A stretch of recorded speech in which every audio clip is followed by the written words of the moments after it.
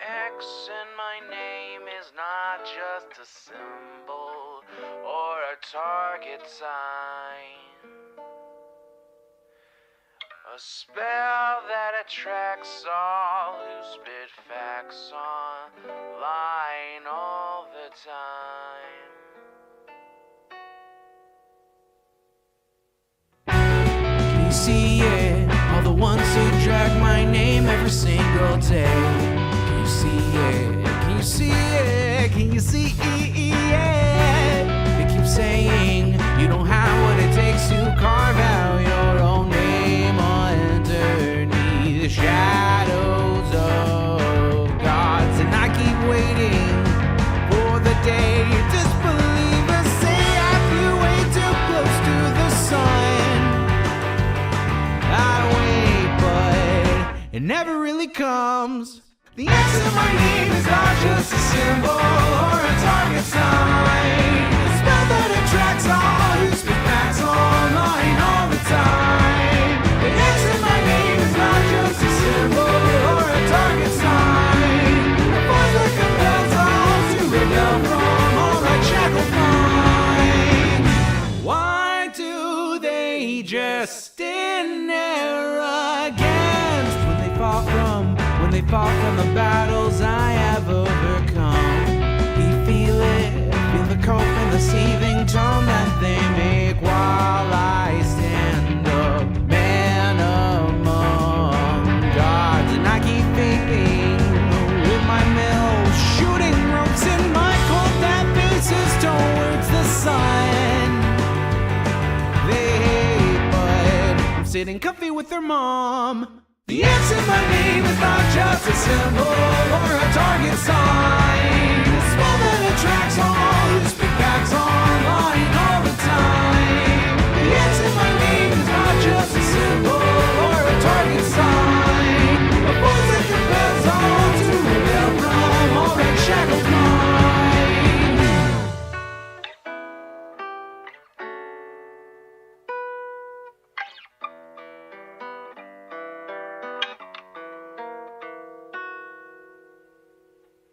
The X in my name is not just a symbol or a target sign. A spell that attracts all who spit facts online all the time. The X in my name is not just a symbol or a target sign. A force that compels all to rebel from all that shackled minds. It's you and me, your mom, it's me. I'll take another hit from my name. You'll see now, watch me not now, punch your face now. Show you how.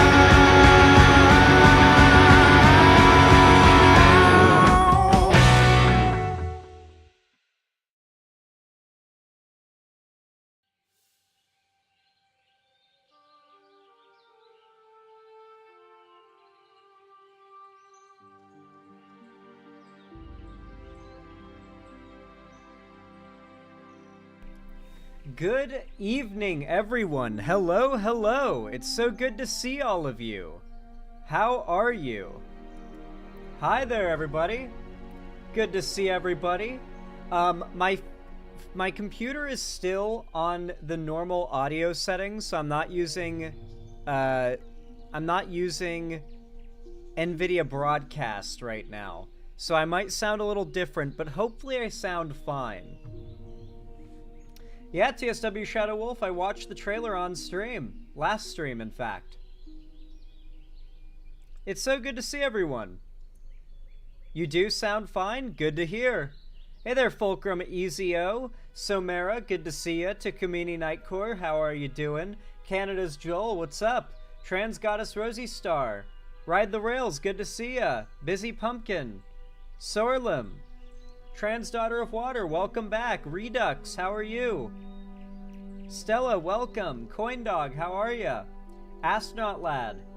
I think I said hi to you already. If I didn't, then hello, but if I did already, then no second hello, because that would be unfair. Wingo, good to see you, of course. Doodlecat606, what's up? Cute Bunny Chan 98, how are you doing? Blue Girls, how are you? JBZO2, how are ya? Sup, Zan? Doing pretty good. Mythdetrius985, I already said hi to you, but goodbye. Hello again. Guys, I have to confess, I stayed up pretty late last night. And it was so worth it. It was so worth it because this morning I successfully hit level 42 in Classic WoW on my warrior. Level 42. I'm popping off, man. Level 42. And I've got my mount, of course. I've got my mount.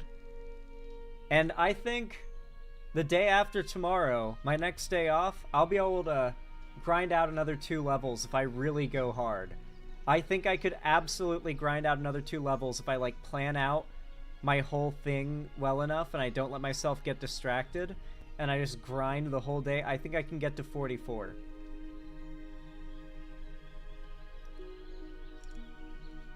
How many hours did it take? It wouldn't be fair to say because I got distracted so much that going from 38 to 42, or 39 to 42, it took longer than it should have. It took a day and a half, when I think it could have easily taken less than a day. Just barely less. Hey there, YouTube chatters. Welcome, welcome.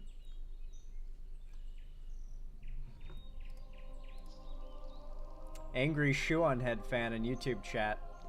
There's always a retard in YouTube chat, though. Those are the rules. We call it the gutter chat for a reason. Scary story, try not to get scared. I heard we had a substitute teacher. Oh boy, I thought. But what? We actually had the substitute creature. Oh my god. I hate that I get the joke, Hi Very. I was sitting on my couch, and then I saw the creature.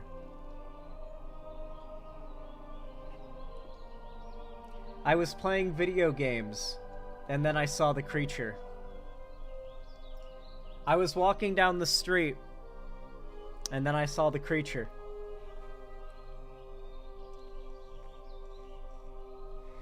Yeah, I watch Creepcast, Hi Very.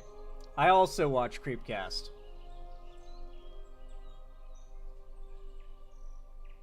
Dude, I discovered a whole new mewing form that I can do today. This one is insane. Alright, I'm gonna try to do it. Hold on.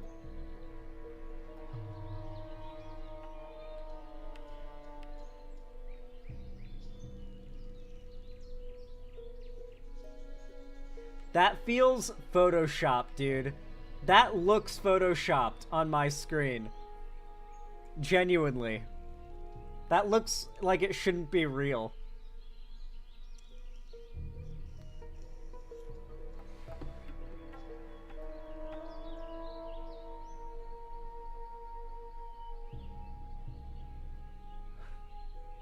Have you been doing your testicular breathing? Nah, I've been doing my testicular torquing, though, don't worry.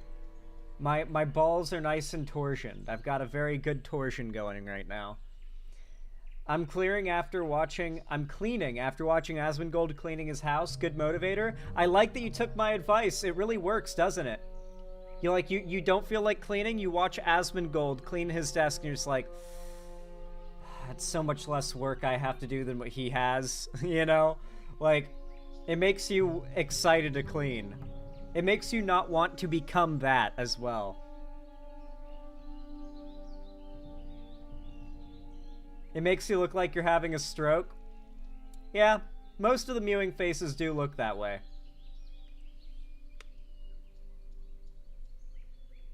I've been doing scrotal swirlies recently, Zan. Step up your game. Aw, man. Ah. Shit. I really do need to step up my game. You're advanced. You're like a level 60 in torsioning of the testicles. My favorite thing is when cis women start getting squeamish when you talk about testicular torsion. Like, they have any, like, idea of what that would feel like. Like, I get they're right to be squeamish about it, but I just find it interesting that they are. Like, what frame of reference do they have to understand why, like, that would hurt unbelievably badly? Like, if Darth Vader was just like testicular torsion and, like, used the Force and twisted your nut, It's like giving birth. Yeah, probably. I'd say a testicular torsion is at least as painful as giving birth, easily. No, Wingo, honestly. I have no point of reference. Like, I guess the most that... Like, I always imagine that a period feels like the worst post-Chipotle Taco Bell meal you've ever had. Like, the most... Like, just... Your stomach is just on fire. And everything's on fire on the... While it's on its way out. You know, that's how I imagine the pain of having a period. That's the closest I can kind of relate. Sounds agonizing. I first heard of it on a cartoon, Venture Brothers on Cartoon Network. Glad I never heard of that, or never had that happen to me. I actively, like, position my balls in such a way to avoid testicular torsion. Because, full disclosure, I've got pretty big nuts, and I'm not saying this to brag, I'm just saying this for the fact of the conversation. I've got pretty large testicles, and those boys like to hang a little bit. And I worry that one of them's gonna twist, and I'm gonna get a torsion. And so I carefully maneuver my nutsack in order to avoid a testicular torsion. I'm terrified, like genuinely, and apparently it's most common in one's sleep. So I try to sleep in positions where it's highly unlikely I can give myself a testicular torsion. And so, whew. Scary stuff, guys. It's a dangerous world out there. Keep your nuts safe.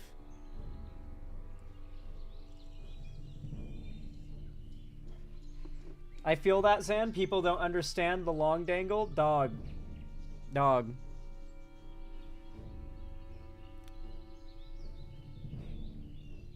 I just imagine the meme where it's the soldier having PTSD for a moment. That's my reaction, okay?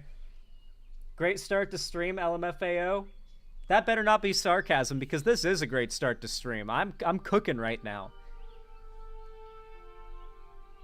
This is entertainment, guys.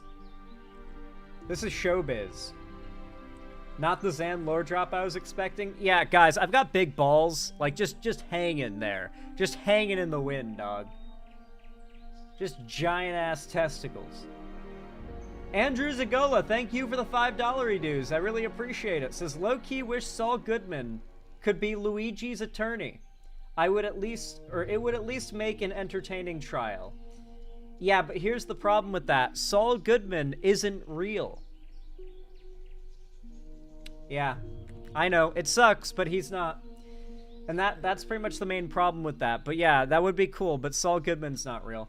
Thank you for the $5, Andrew Zagola. I appreciate that. Very kind of you. Very based. Testicular torsion pain wouldn't just be physical for me. It would mostly be physical, I assure you. The classic WoW music. So many memories. Some good, some bad, but they all make me tired. Aw, Topher. I'm so glad that I've got the boomers in chat today. You know, I have recently started a guild. My own classic World of Warcraft guild, because due to WoW having its 20th anniversary about 2 weeks ago, they started brand new fresh servers.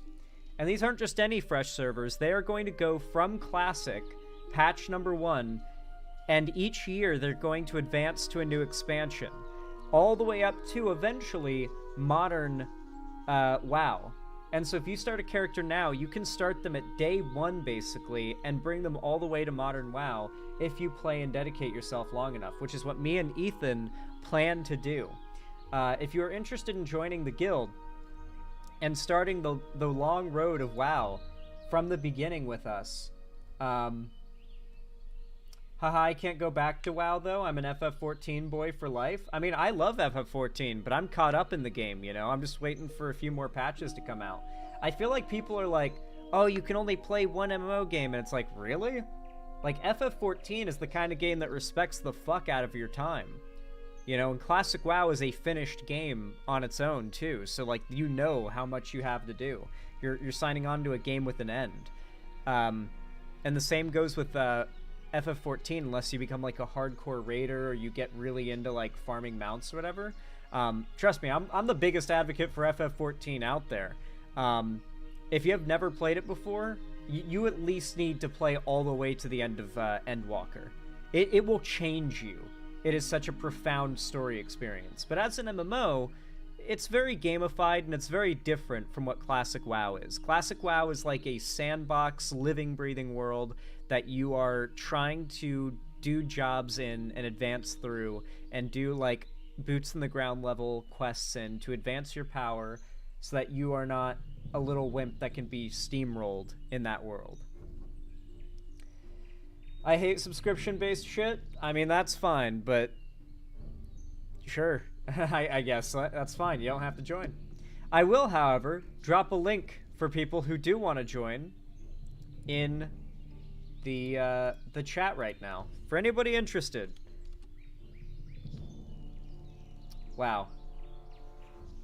Yes, hidden. Use copy button. That is indeed how you join. Did that work? Oh, I'm in streamer mode.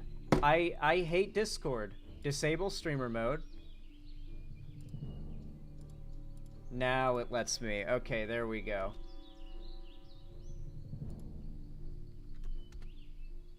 There we go. Click that link, and you'll be able to join the Discord server for the guild. Oh my gosh, we've actually had a good amount of new people join. Rogues I met in-game and got in, but we got Thraklo, Pac-Man, Jester, Death, and then obviously Rogues, like I said before. So we got 5 or 6 new members just today. Hot damn. Good to see. Hopefully more people join from chat. The day after tomorrow, I'm thinking I'll make another announcement in the Discord, or my Discord as well, to try and get more people in the guild. I'm gonna take a sip of water.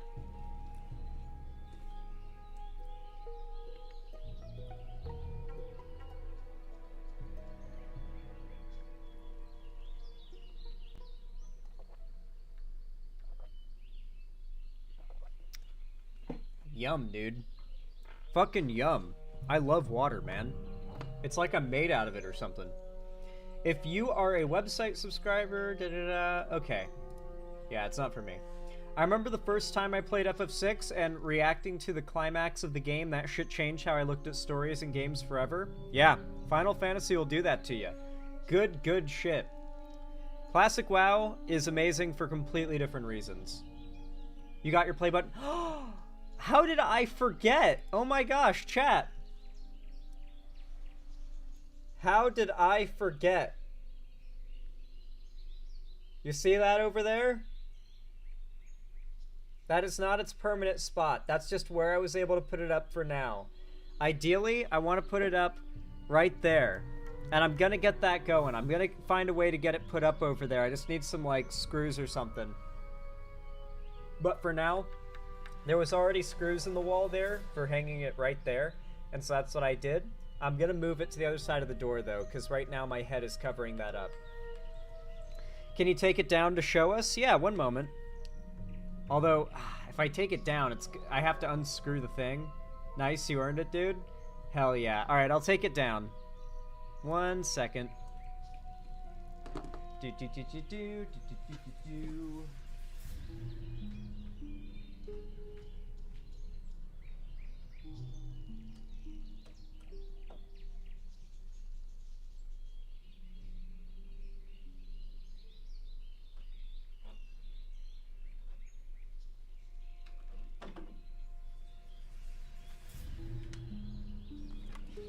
Alright.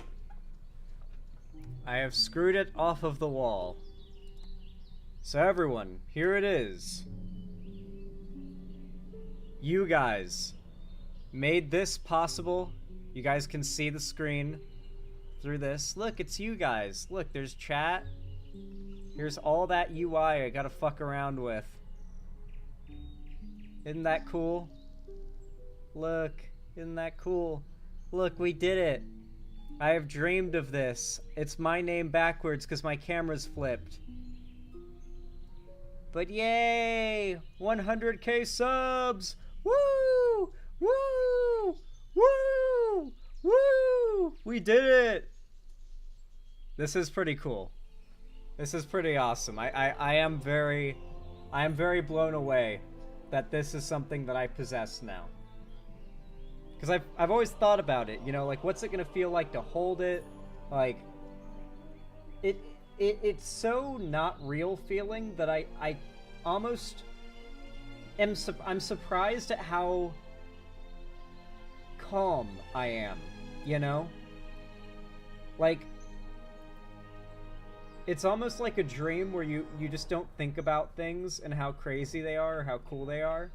It's kind of like that, where my brain isn't really processing that this has happened yet. I'm gonna have to look at it for a while before it really kind of hits. Technically, would that mirror on camera be an accurate reflection of what we see of what you see when streaming? I think so, actually. Yeah, this is the right way around. I think so. Like the YouTube thing, like, or yeah, YouTube. Does that say studio? Yeah, I think it does. I think it reads the studio properly. Nice. Oh, I can see myself. Hey there, handsome. How you doing? All right. I'll be right back, guys. I'm gonna put this back up on the wall.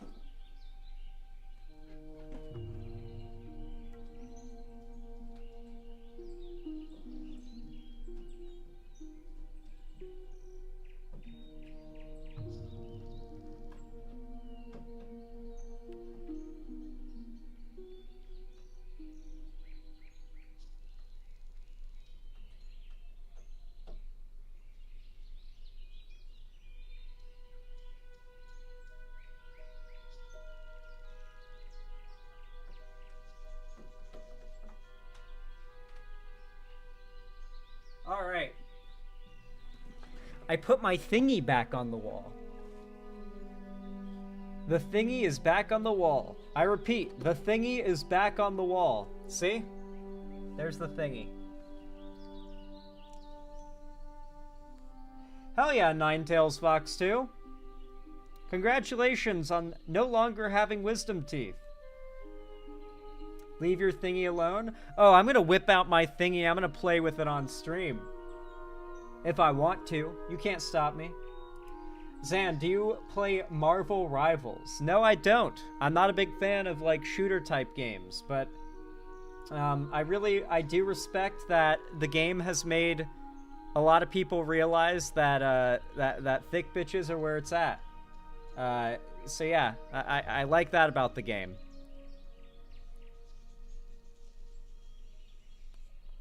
People have been posting, like, memes where it's captioned something along the lines of, this game has been out for a week and there's already over 1,000 images of Squirrel Girl on Rule 34. This is what we call cultural impact.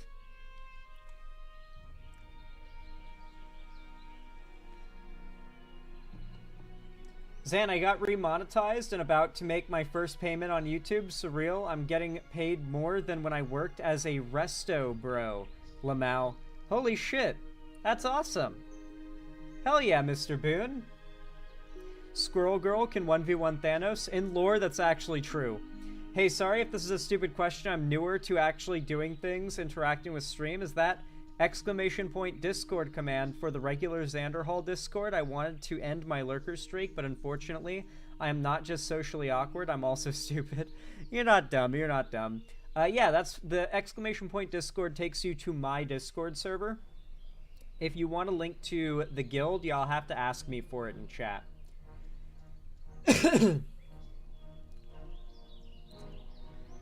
Hi, Very, thank you for the $5 redues. I really appreciate that. Very kind of you. Said, the only MMORPGs I've ever played was RuneScape and EverQuest 2. Just got WoW.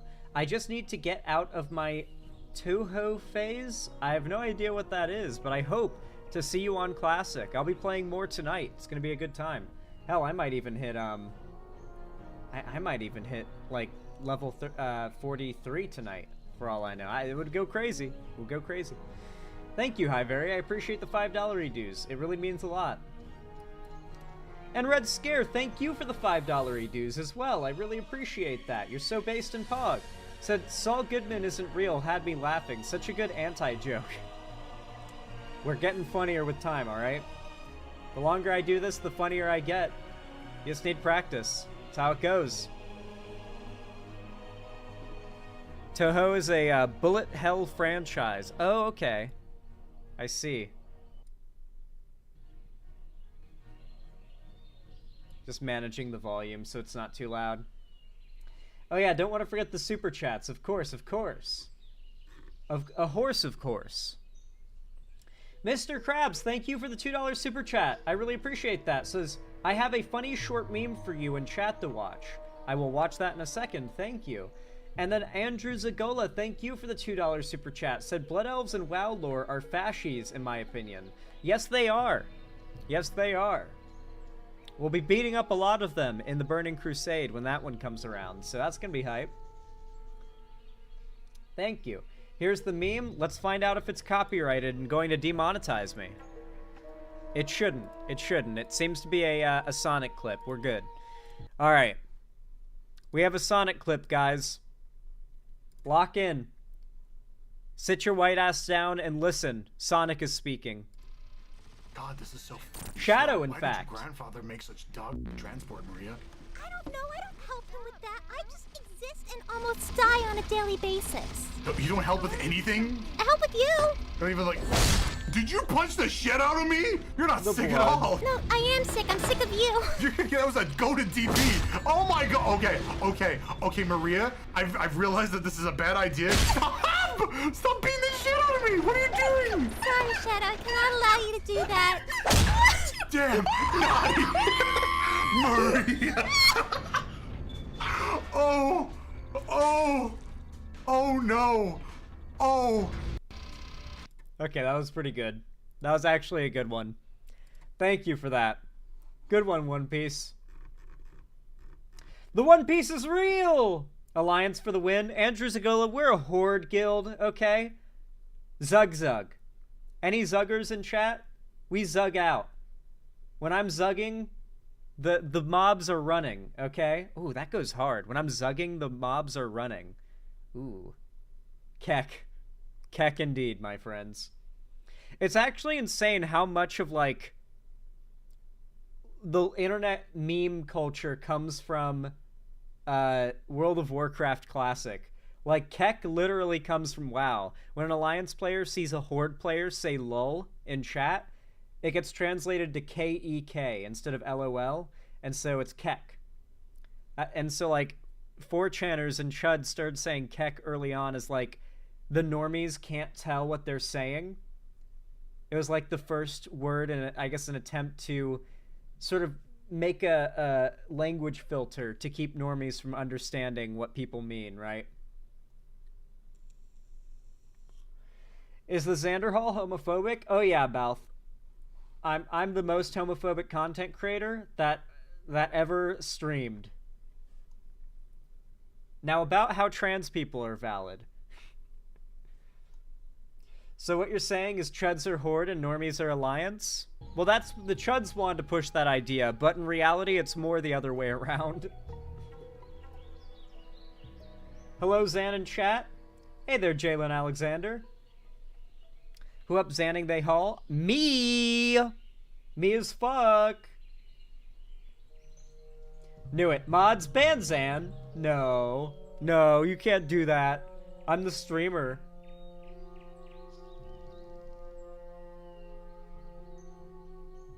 God damn. I'm good looking, bro. Dwarves and WoW are trade unionist lefties. That's good. Yeah, they are pretty based for that. Xander Hall, how close are you to 105k? Like 300 subs away from 105k.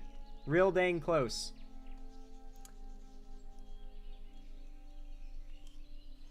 Ah. Alrighty, everybody. Yo, Bango the Buck! Thank you for the $5 donation. I really appreciate that. You are so based in Pog for it. Thank you. Really means a lot. Said, hey Zan, election aside, November and December have been pretty good for me. I got to see you get 100k. That was a big highlight for me as well. Arcane Season 2 was literally peak fiction. It was top tier. I had some complaints about it, but if there's more to that world, I want to see what they have planned for that before I complain about the finale. I finally bought an HD monitor and my mental state is getting better. That's what I like to hear. I'm hoping I can get a new monitor soon as well, because mine has cold damage, but I'm going to try to use it for as long as I can bear. It's starting to begin flashing occasionally, so if it just keeps doing that forever, I'm probably going to have to just get a new monitor. Because that can't be stood for. Yeah, it's been a good last few months, election aside. Night Elves and WoW are the Hassan lefties that criticize the lib humans while ignoring that the humans are protecting them from the Horde. Yeah, it's actually worth noting that population-wise, Stormwind has a population of 200,000 humans alone, not counting the few thousand of each race of the Alliance that live inside its walls, meaning that the humans by far outnumber every other race in World of Warcraft's world. On top of that, all the population of the Horde combined is less than that of the human population in Stormwind. In canon. It really puts in perspective how much better at fighting and using, like, guerrilla tactics and what have you the Horde are. That, like, the Alliance outnumbers them, like, 3-1. And yet the Horde still holds its own and even wins in a lot of cases. The Horde is just objectively better. One fighter in the Horde is worth at least 3 fighters of the Alliance.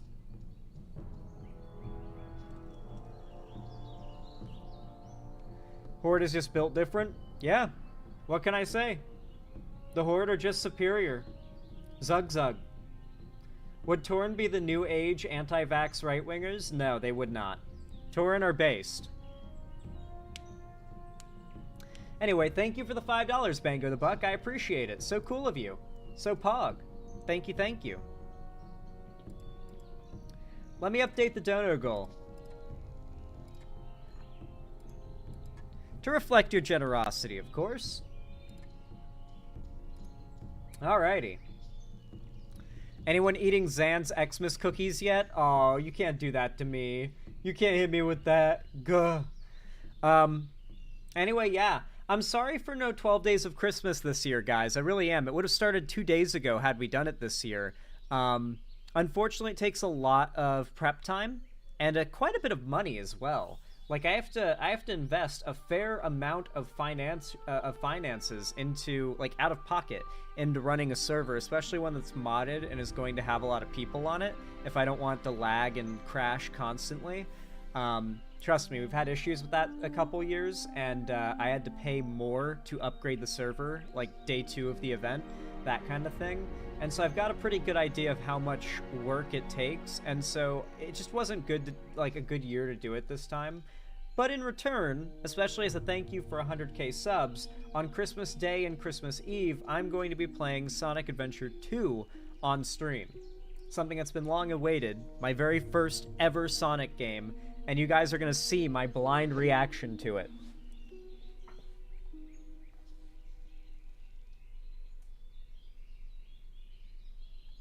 Yep, I picked a good one, Perry Ice Fire. I did indeed. Ugh.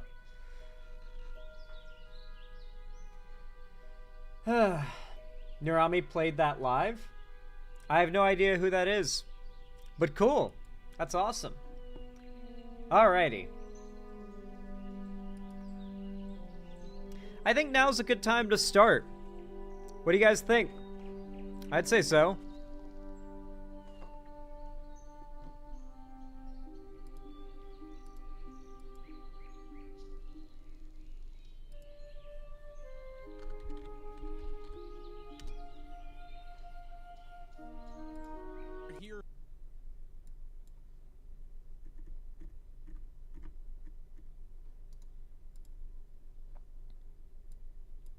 All right.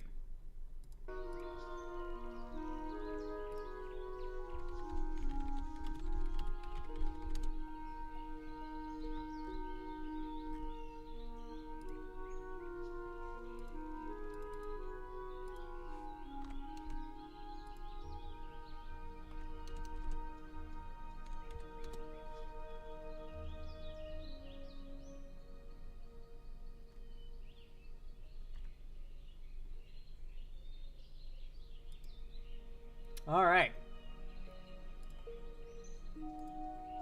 Y'all know what to do when I say action, right? 3, 2... Oh, my collar's fucked up. 1... Action. Alright, everybody. So yesterday, not even yesterday, a few days ago at this point, man, my perception of time is a little off.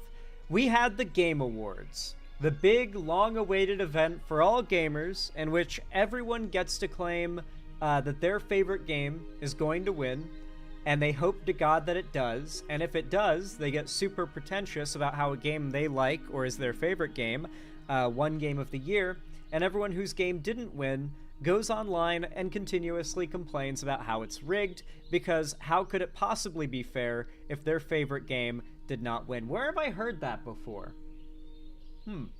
Anyway, that aside, I'm not a big fan of the Game Awards. The only thing, I don't even watch it. The only thing I care about are the new game trailers that come out. And man, did this year deliver. We got some pretty exciting games announced. Probably my favorite and most hyped is The Witcher 4. I'd say by a long shot, that's the one I'm the most excited for. But there were a good few other things announced that went hard as fuck, such as the new Helldivers 2 update. Me and my friends have been playing that quite a bit. I've already copped a few levels on Helldivers 2. I think I'm around level 40. Funnily enough, I'm now like level 42 in Helldivers, and I'm level 42 in Classic WoW. Pretty cool. Having a great time fighting the Illuminate. Little tip, they don't like fire. They really hate fire. They despise it.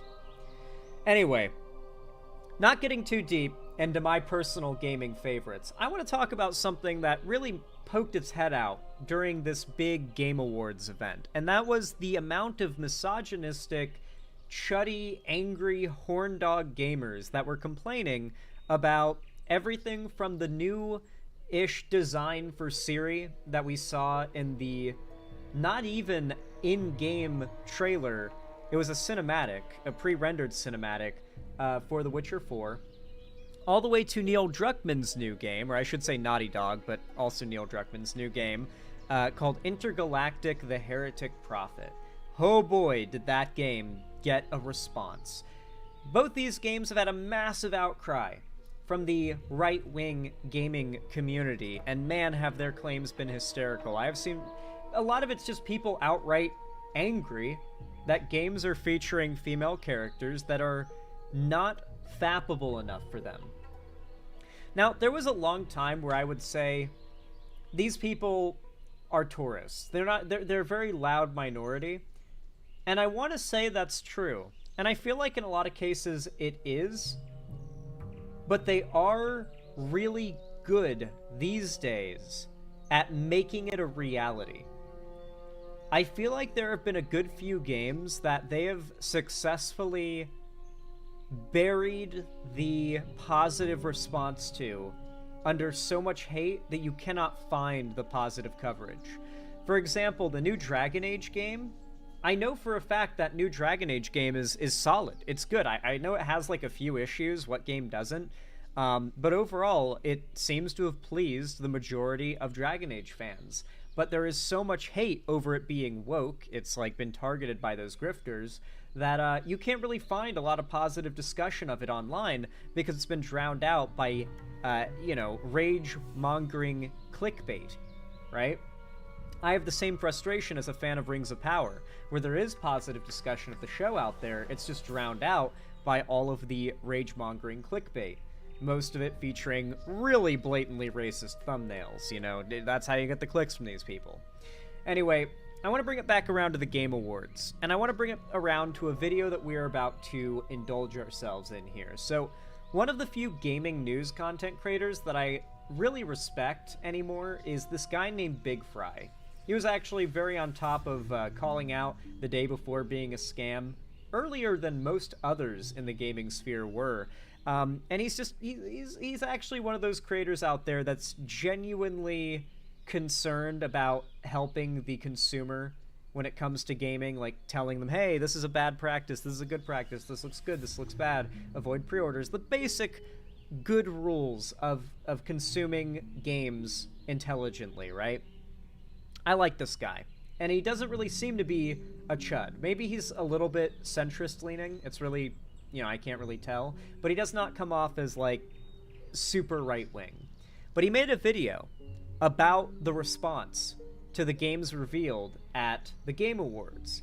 And I feel like the attempt by the right to make Gamergate 2 happen has become so blatant and so loud that even relatively apolitical gaming creators are now having to give their takes, whether in favor or against this movement, about it, because it's just so loud at this point. Anyway, let's go ahead and watch this video. I really like this guy's stuff. He's pretty solid. Hopefully he's not like a Giga Chud or something, because if he was a Giga Chud, boy, would I be embarrassed, you know, considering I said I liked him. But regardless, hopefully he's not a Giga Chud. Let's check this out. I watched the opening moments of this video, and it did seem good. He seems like the response to the Game Awards was just too much for him to be unable to respond to.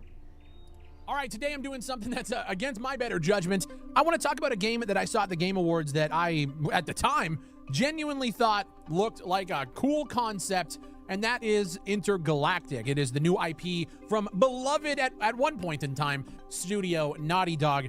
Over the last few years, Naughty Dog has, I don't want to say been in hot water. I just feel like more and more people are starting to wake up to the fact that Western studios aren't really giving a lot of gamers the experiences that they've been asking for, and Naughty Dog, based on what happened with the last...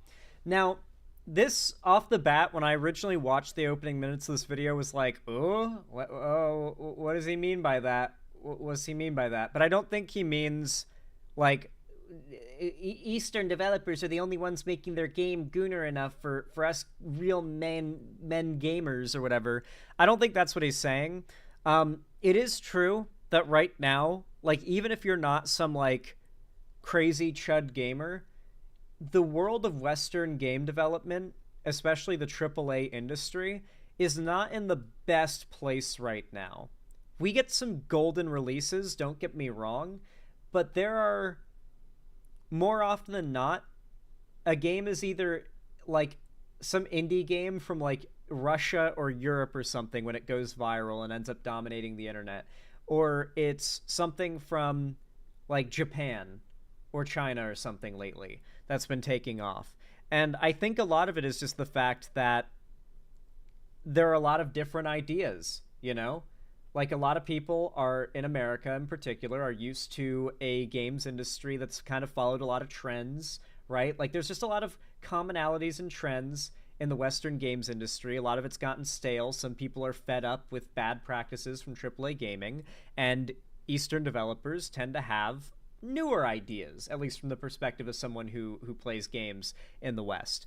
And so there is a natural and existing and non-like right-wing push of gamers towards Eastern games, and this is a point that a lot of the right have used to argue that gamers do not want Western ugly woman feminist blue hair whatever they say games anymore. They want based Japanese games or based Chinese games. It's like they're taking a real phenomenon and molding it to fit their culture war narrative. Last of Us 2 is kind of ripe for the picking when it comes. A really good example of this actually is guess who's a big fan of Neil Druckmann, the creator of The Last of Us and the game that is being showcased here. The creator of Stellar Blade. The game that Grums and all the Gooners talked about being the savior of gaming. Because, you know, you got the, like, upskirt shots or whatever. The creator of that game is a massive Neil Druckmann fan. He's not some, like, chud who's trying to fight against the Western games industry. He's a massive fan of Western games. As you expect, because game developers typically are not weirdos. Well, actually, they are typically weirdos, but in a more fun, harmless way than being hateful Nazis. With some exceptions. Notch. Comes to this entire subgenre culture war that, I'll be honest, for the most part, I try to stay out of, even though I have my own views on it. But I'm sure some of that stuff is going to leak over into this video. It's really annoying to me that I can't talk about a game concept, vibe, trailer, without having to just address the huge elephant in the room, which is the fact that this game is being downvoted everywhere the trailer is uploaded, including the PlayStation YouTube channel, the Naughty Dog YouTube channel, which at this point in time has disabled. It's really hard to say. Like, I want to say that these people are a loud minority, but then I want to, and I think they are, because you have to remember, gaming is by far the biggest industry, period. But you got to remember that in that industry, like, you're including mobile gaming, right? And I hate to be a gatekeeper, but like, outside of certain exceptions, mobile gaming is not really gaming. And what I mean by that, like, I'm not trying to gatekeep, I swear. What I mean by that is if you, like, just boot up Candy Crush, well, yes, statistically, you are considered a gamer. You're not really part of that sphere. You're not really culturally a gamer just because you play, like, Flappy Bird or Plants vs. Zombies on your phone or something like that, right? Or Angry Birds. Like that, you're not getting immersed in gaming culture. You're not playing online and dealing with toxicity and learning the lingo and getting experience in that space. So that's my main point. The gamers that would play a game like this on a console, gamers that would play the games that are mostly focused on in the YouTube culture war space, they're usually PC and sometimes console games. There's a pretty high barrier of entry. You have to be pretty into video games to be interested. And so on that level, if that's what we consider gamer, to at least game on console or PC, when you narrow down gamers to that demographic or those demographics, I really feel like maybe these people aren't a minority. Maybe they just successfully review bombed the shit out of these, or I guess dislike bombed the shit out of these trailers, and the majority of people are obviously not going to watch the trailer or leave a like or anything. But I think that among the gamers that exist online and on consoles, a lot of them, a substantial amount of them, are chuds that get mad when they see a non-fappable woman in a game.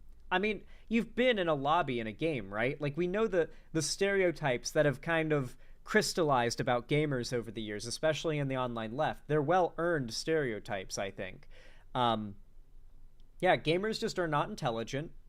They're typically white, nerdy dudes who have a sexually repressed background, and if they're not sexually repressed, then they usually have leaned into some, like, toxic masculinity in order to, like, overcorrect for whatever insecurities they have.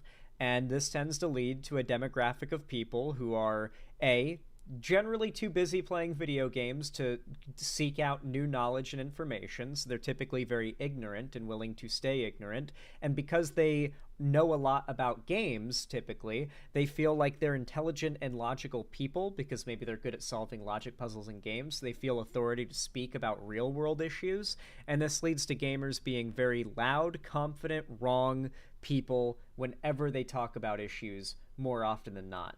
And so, as much as I want to say these people are just a loud minority, I want to say that among the hardcore gamers, they make up at least a significant portion of that sphere.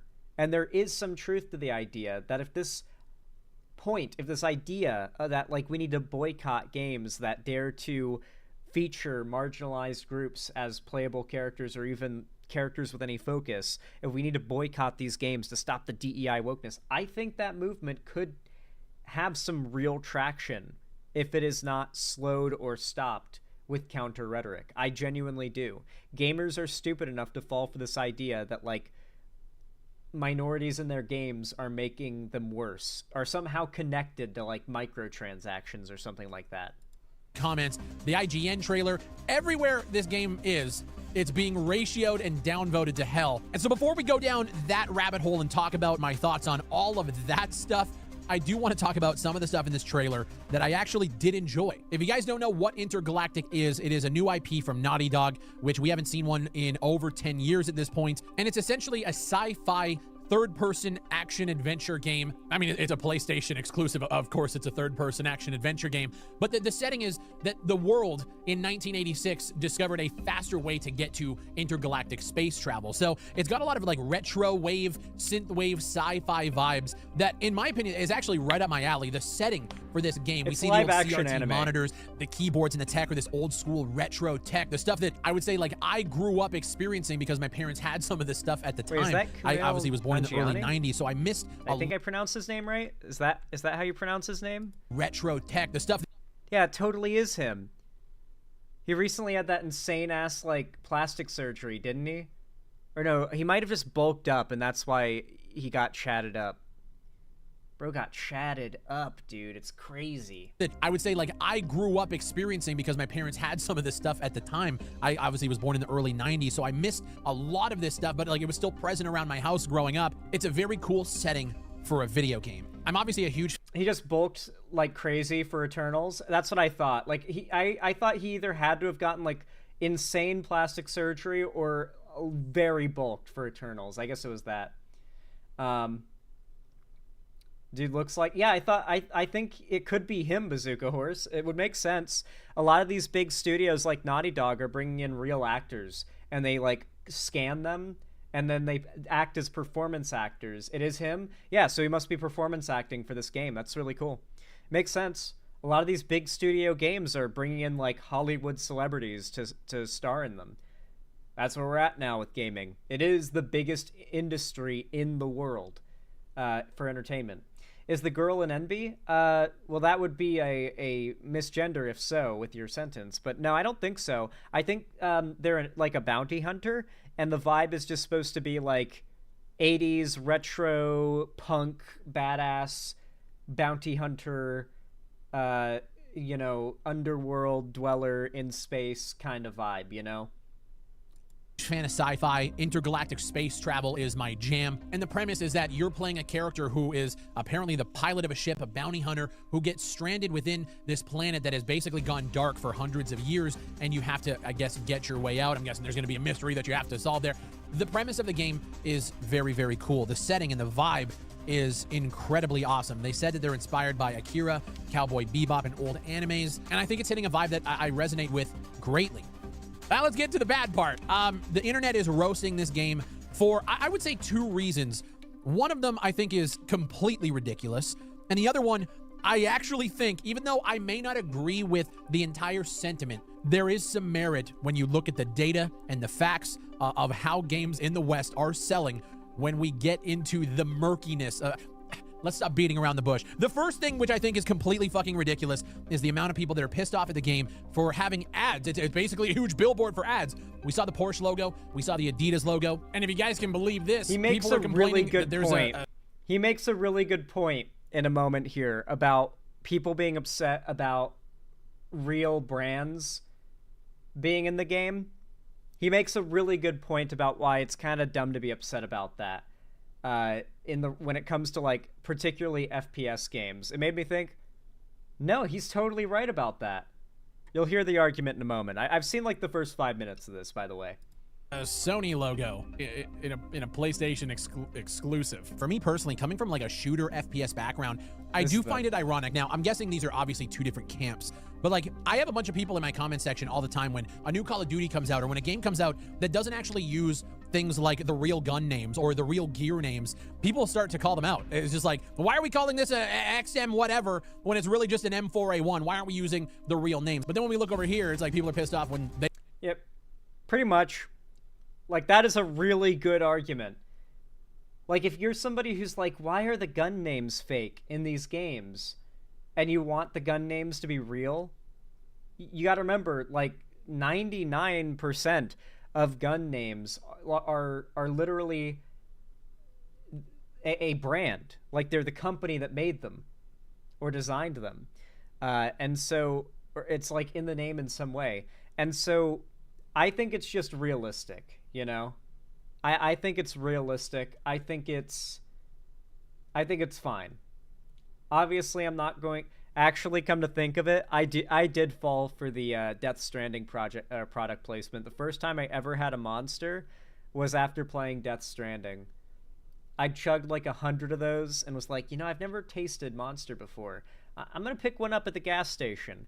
And I picked up Monster Energy, and I went home, I booted up Death Stranding, and I drank it while I did a delivery, and I really liked it. And now I still drink Monster Energy. I never really stopped for too long. Yeah, I really felt like Norman Reedus, true.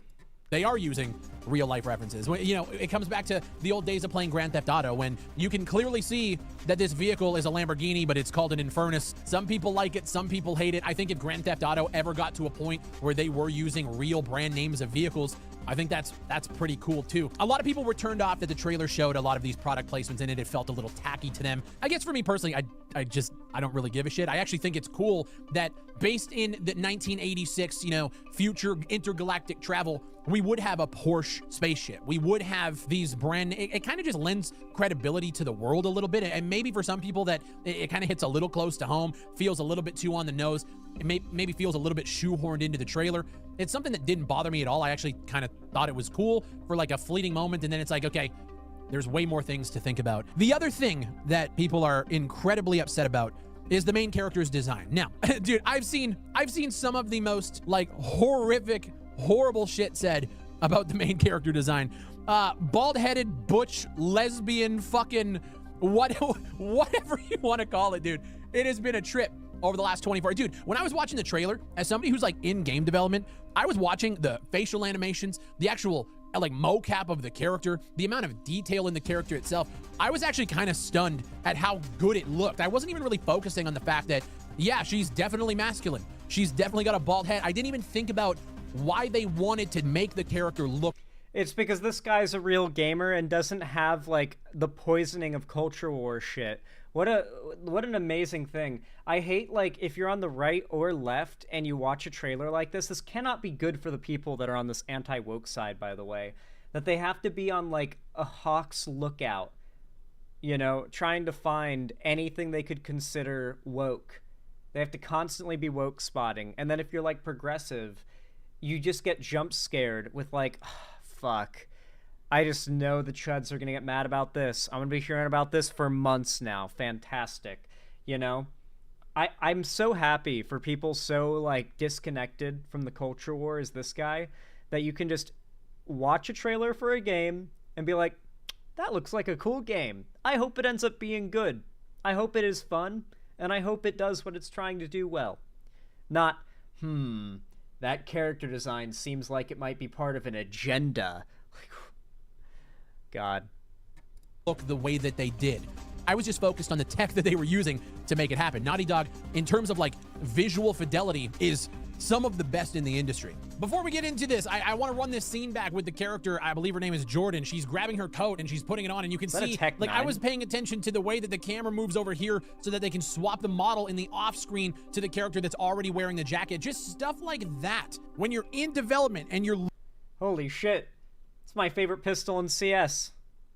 I always go Kek 9 Rush B. Looking at how all of these other studios are pulling off these immaculate things from a tech perspective. That was the shit I was looking at first. But I wasn't really thinking about the actual character design itself while I was watching the trailer for the first time. You know, maybe I should have. I fucking hate YouTube. Character design itself. This shot here, for some reason, is the most impressive to me. Maybe it's just like how, like, maybe it's because, like, growing up, I have watched as games have tried to achieve a seamless look to a character drinking from a bottle or a cup or from they wouldn't even attempt a straw. Good God, that would be hard to pull off, right? Seeing this, it really puts into perspective how far we've come, not just with game graphics, but with the way that, like, objects behave with each other. Like, there was a time where a character model wearing clothes, it was all one model because you couldn't, like, design it such that clothes realistically existed on the character. You know, they'd float. They would have to, you know? But look at this. Like, look at a game from 2012 and compare that, or 2014 and compare that to this. It's insane. While I was watching the trailer for the first time. You know, maybe I should. I don't know. But I've been watching the conversation happen over the last few days, and this is one thing that does concern me about the inevitable release date for Intergalactic. Because for me, I like a lot of things that I saw in the trailer, but I do feel like we are in a moment in time when it comes to not only gaming, but media in general, that there is a huge pushback against any sort of what people call woke propaganda, agenda pushing, checkbox checking, inclusion for the sake of checking a box to have inclusion propaganda that the Western studios keep pushing. We've seen the controversy with Assassin's Creed Shadows. We saw the controversy with Concord, a $400 million crash and burn. We saw the controversy with Star Wars Outlaws. We're seeing the controversy with games like Fable. Hell, even at the Game Awards with The Witcher 4, we're seeing people push back against that as well. And it is becoming increasingly obvious to me that it is almost impossible to talk about the AAA space without divulging into the negative cesspool that is the culture war. And like I said, I've tried to... And he's right. And I think there's a big part of why... Here's why I think this has happened, okay?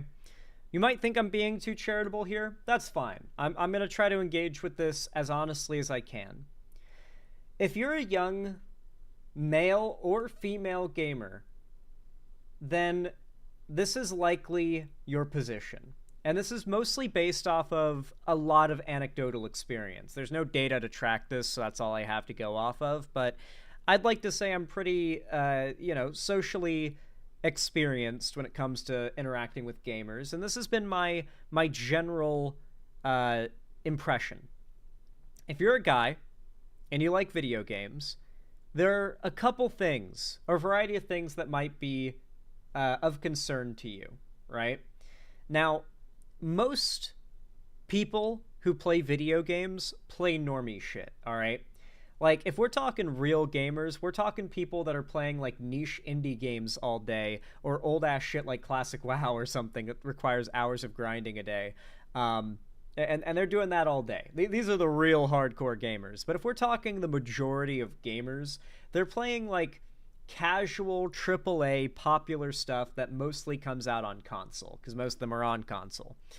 And those people are playing a lot of like story games, console exclusives, and because of that, they treat it a lot like a show or a movie. It seems a lot less like fun or gameplay are a huge concern, and it seems more like the characters they play and the story that the game tells are a higher concern than gameplay in a lot of cases with these like more casual AAA gaming console players, right? And it feels like they have, and I'll say this, there is a distinct feeling that gaming is moving away from the what we now consider comically hyper-masculine, hyper-violent aesthetic it used to have. Think back to like God of War 3, I think it was, where Kratos grabs that one slave woman that Poseidon has and uses her to like hold a gear crank in place so he can get through a door, and then as you walk through off screen you hear her like tear in half as she screams, and it's like, Kratos doesn't give a fuck. He's just doing what he has to. It's like, yeah, it's meant to be considered awful, but it's also like, man, like that shit was, that kind of vibe was very casual in gaming back then. And I feel like it didn't hit as hard because graphics weren't as good back then. Horrific acts could not be very concisely depicted. And so we don't consider it as serious as we once did. But when you think about, like, if gaming culturally had stayed the same, things would be pretty weird, and I feel like it'd be pretty alienating to a lot of audiences, right? Another position has been the discussion of attractive characters. Now, a lot of people talk about, I want to be super charitable to the people who are upset that they feel like characters are less attractive. Let's be honest, all right? We give these people a lot of shit, but wanting attractive characters to look at doesn't necessarily make you a gooner. Okay? Not everybody who's upset about what they perceive as lesser attractive characters featuring in these games, not all of them are just like wanting to jack off to those characters, okay? That's not necessarily the case. In fact, I've spoken to a lot of women who play games, particularly MMOs. And most of them who play MMOs play as female characters, and they try to cutesify their character as much as possible. They don't necessarily make their characters super slutty, showing a ton of skin and like tits out and everything, but they like to make their character pretty. This is something I found is very consistent, and if a guy is playing as a female character, they like to make them, if not outright hot, pretty. Genuinely, because, let's be real, if you're going to look at the face or the back side of a character for hours on end, you want to find them attractive. This actually equally applies across the spectrum. Look at how much women, and particularly the gays, have fallen in love with Astarion from Baldur's Gate 3. Astarion has a legion of simps. I've got friends that don't even necessarily simp for Astarion, they simply admire him. You know? I want to make it clear, psychologically, humans like and are attracted to attractive people.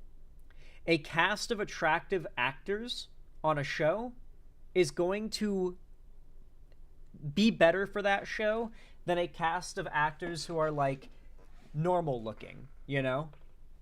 That's just how it works. It's not necessarily a death knell, but it's a genuinely helpful factor.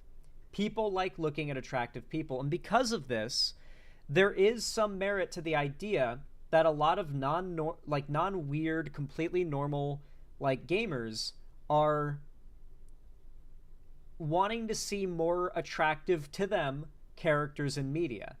And I'm not saying that characters like the girl that we see in this trailer aren't attractive, but they are unconventionally attractive. And when we talk about people who are unconventionally attractive, we're not saying they're unattractive, because they are, but they aren't attractive to the majority. That's why we say unconventionally. Or at least the majority might not be open about how they find them attractive. And so, statistically, by definition, when you have unconventionally attractive, or conventionally unattractive, I should say, characters, which is becoming more commonly the case, and that is, in some cases, the point, that is going to push some percentage of people away, and it always was going to. Like, there is always some group of people out there that are going to see, like, not in a gooner way, but more in, like, an admiring way. They see characters they find attractive, and it makes them want to play the game. Or watch the movie. Whatever it may be. And I think that's, like, a lot more common and a lot more normal than people on the left give it credit for. And I don't think the response to this needs to be like, okay, so these game developers need to stop making characters that are considered, like, unattractive. I think our response needs to be, okay, yeah, you don't consider these characters attractive. That's fine. You don't have to play the game, though. Like, all the games that you enjoy from your past are still out there, and trust me, there's going to be plenty more games coming out plenty frequently that you'll approve of. Why do you have to fight in a culture war against the games that you consider woke or DEI? Why do there have to be, like, lists for boycotting? Why do there have to be, like movements to mass review bomb, you know? It's people who have genuine feelings, like what I talked about before, with finding, like, certain characters attractive and wanting to look at attractive characters. Their upsetness that they feel like less characters are attractive to look at for them is being weaponized by these grifters and they're turned into foot soldiers to fight in this culture war. They constantly woke spot anytime a new game or movie or piece of nerd media comes out.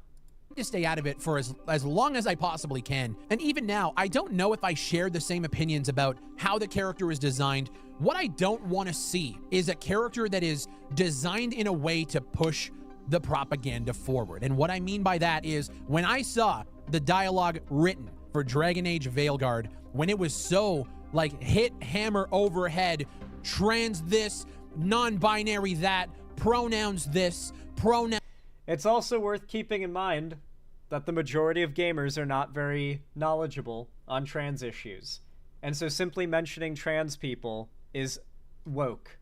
because you got to remember we've backslid a lot on trans rights. The Hogwarts Legacy game like controversy in the gaming sphere did some numbers on the reputation of transgender people like within the gaming sphere. So yeah, that's a battle we're gonna have to fight for quite a while. Bro is overreacting to like 5 minutes of cutscenes. Yeah, but like I said, like the majority of gamers, at least, that have a platform, it seems, even this guy who's mostly not making anti-woke content, like I've never seen him make a video it's about how things are woke. They get pissed about that shit. They get triggered when they hear trans or even a reference to it. I think what's happening here as well is if we're trying to be charitable here so we can understand these people and maybe move them out of this cringe shit. A lot of them have noticed rainbow capitalism. We call it out when we see it. We all know what rainbow capitalism is. We know these corporations that don't change their logo to a pride flag in Russia or the Middle East sectors of their company on social media. We know that these companies don't actually mean it when they do their whole Pride Month thing or they try to virtue signal. They're doing it because they know that progressive politics is financially profitable to them. That's why they do it. It's fake. It's pandering. And what we call it is rainbow capitalism. We already have a word for that, and we already call it out. These people have taken an already existing recognition of that everybody who is immersed in gaming media, and even just modern media in general, already has. And they have had that weaponized by these culture war fighters. And of course, there is the default level of ignorance. Guys, I hate to tell you, but with the trans stuff, we've got a hard battle to fight with convincing people on that. I feel like nowadays, if someone is born a certain way and everyone knows that's the case, most people default to, who cares? Just let them live their lives. Who gives a shit? I don't care. And most people are even like that when it comes to trans people who are adults. The reason why so many have become angry at the inclusion of trans people is because of the successful pushing of the idea that trans people are predators trying to groom kids into becoming trans, and that we're pushing like top surgery and bottom surgery on kids, like the left is trying to trans the kids or whatever. That idea has caught on substantially. We've got a pretty hard battle to fight there. Unfortunately, I hate to tell you, it's not even a crazy right-wing position to believe this now. I'd say this is like the standard position that people have on the trans issue. We just got a lot to fight for there. Sounds that when the devs feel like it's a necessity to like force it down our throats in game dialogue and making it a huge focal point of the, they feel like it's shoved down their throats. And to some extent, it's like, yeah, they were absolutely writing that scene to bring attention to it. There was probably a trans writer or someone involved in the this looks really good, by the way, like graphically, holy shit. There was probably a trans writer or something that wanted to make this scene with the explicit purpose of having, like, that's always been Dragon Age's deal. They've got like gay and trans characters and stuff. You can be gay in the game. There's lots of gay romances in the game. There's gay characters. There always has been. So there was definitely an intention there in being inclusive. I think it's important, though, not to let this culture war anger and this desire to call out rainbow capitalism go too far. There's a big difference between what I would say looks to me like a genuine heartfelt project made by real developers who have a genuine passion for what they're doing, and something that's like corporate slop, right? Look at these big, like, multi-billion-dollar gacha games, for example. Anything that comes from that, any factor of those games is made with the sole purpose of addicting people and getting them to spend more money, right? Like, it's all advertising. So I get that. In the case of Dragon Age, though, it's the writing. It's the game's features. It's what the developers, the artists behind the game chose to do. I don't think that, like, the gay romances in Dragon Age were a corporate like top-down decision for the sake of woke DEI points or whatever. I think this was artist intent.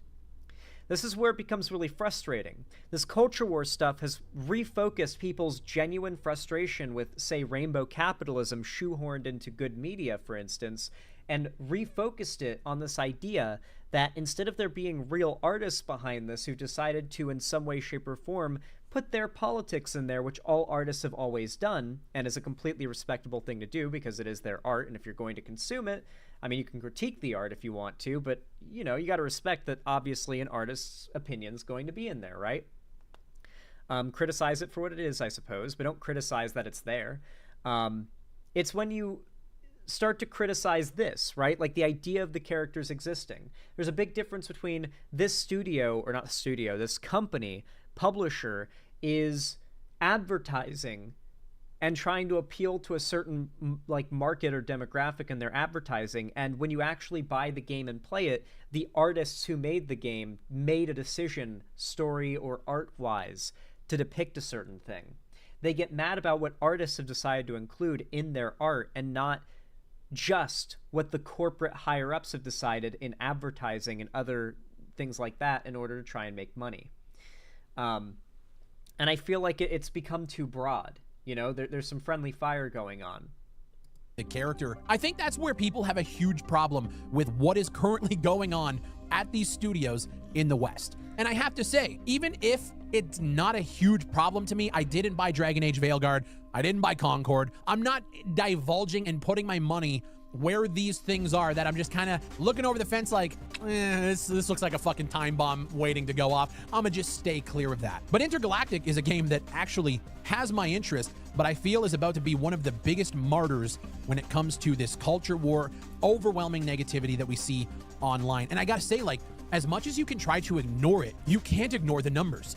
Concord was a $400 million fail, and everybody was... So this is where things start to get really touchy with these culture wars arguments, right? The right has so successfully made it a conversation about if this game fails, it's because of wokeness and DEI. If it succeeds, it's because it's not woke, and it goes against wokeness and DEI. They're very good at finding projects that, at least on the surface, I mean, even on the surface, they might be overtly woke, by the standards of anything else they would call woke. And they'll still say it's anti-woke. Take the Mario movie, for example. I call it sinking ship spotting. They find a sinking ship, a big franchise or a product that's coming out that is, if you read the tea leaves and you're good at reading the vibes, probably not going to do well. And they start attacking it and claiming that it's woke. Usually because there's an already pre-existing anger from the fan base that is already into that niche for other reasons. They start making attack videos on that product and talking about how it's falling off. And they start saying, oh, it's because of the wokeness, the DEI, these corporate executives working with Sweet Baby Inc. or whatever.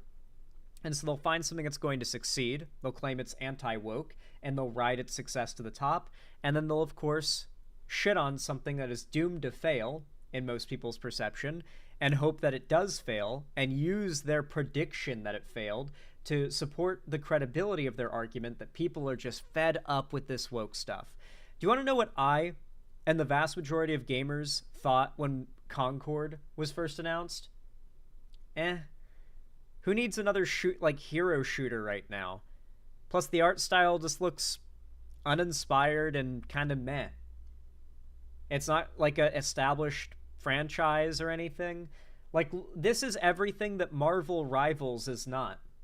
Marvel Rivals filled the niche this game was supposed to fill, because it had established characters in a franchise, a nice art style that's pleasant to look at and is defined and easy on the eyes, that kind of Fortnite, Overwatch kind of art style. It's pretty well developed. It was made by the original Overwatch developers, like Overwatch 1.0 developers. And so it's apparently as good as original Overwatch was on launch.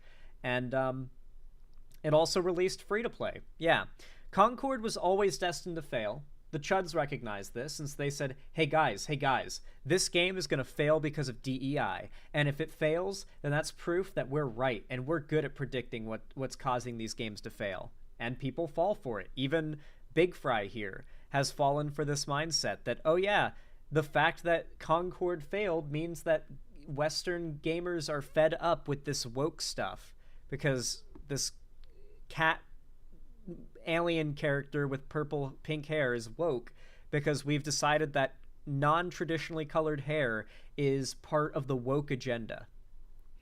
Yelling from the rooftops that they just didn't like the character designs. Ugly fucking characters don't sell well to gamers. And it's one of those things where, like, you might think it's ridiculous. You might think, just go jerk off, watch porn. Why does it matter? It clearly matters. And I'm coming to the realization that, like, not always, but yeah, to an extent it does. Like, most of the gamers who are mad about this are not just wanting to jack off to the games they're playing. People like looking at attractive characters in movies, games, and shows. And so some significant percentage of the population is always going to be mad if they consider the characters they see on screen unattractive. That's always going to happen. And there's a reason why Hollywood has had such a looks bias for so long. They love playing it safe. And it's called playing it safe for a reason. Because it's safe.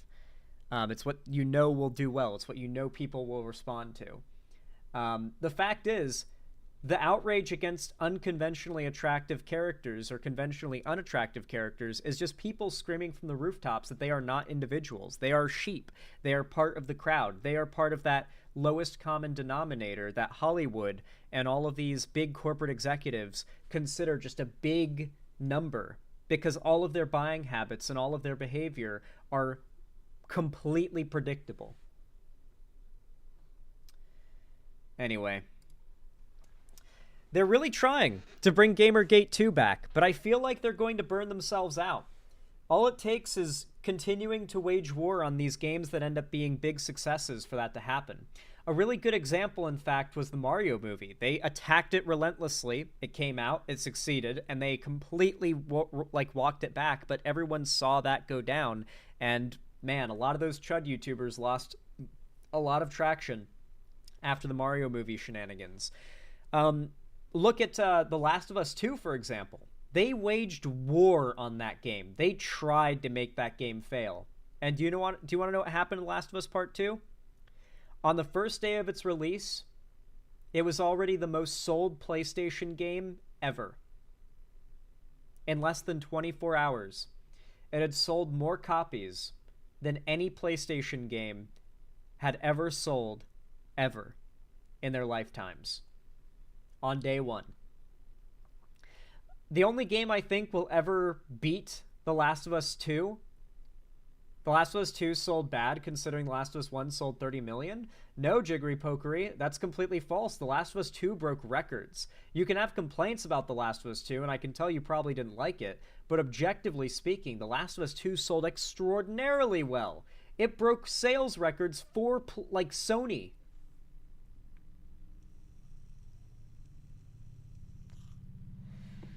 There was a cis actress that Chuds assumed was trans because she had Korra-like muscles. Yeah. Too bad The Last of Us 2 devs got treated like shit during development. That too.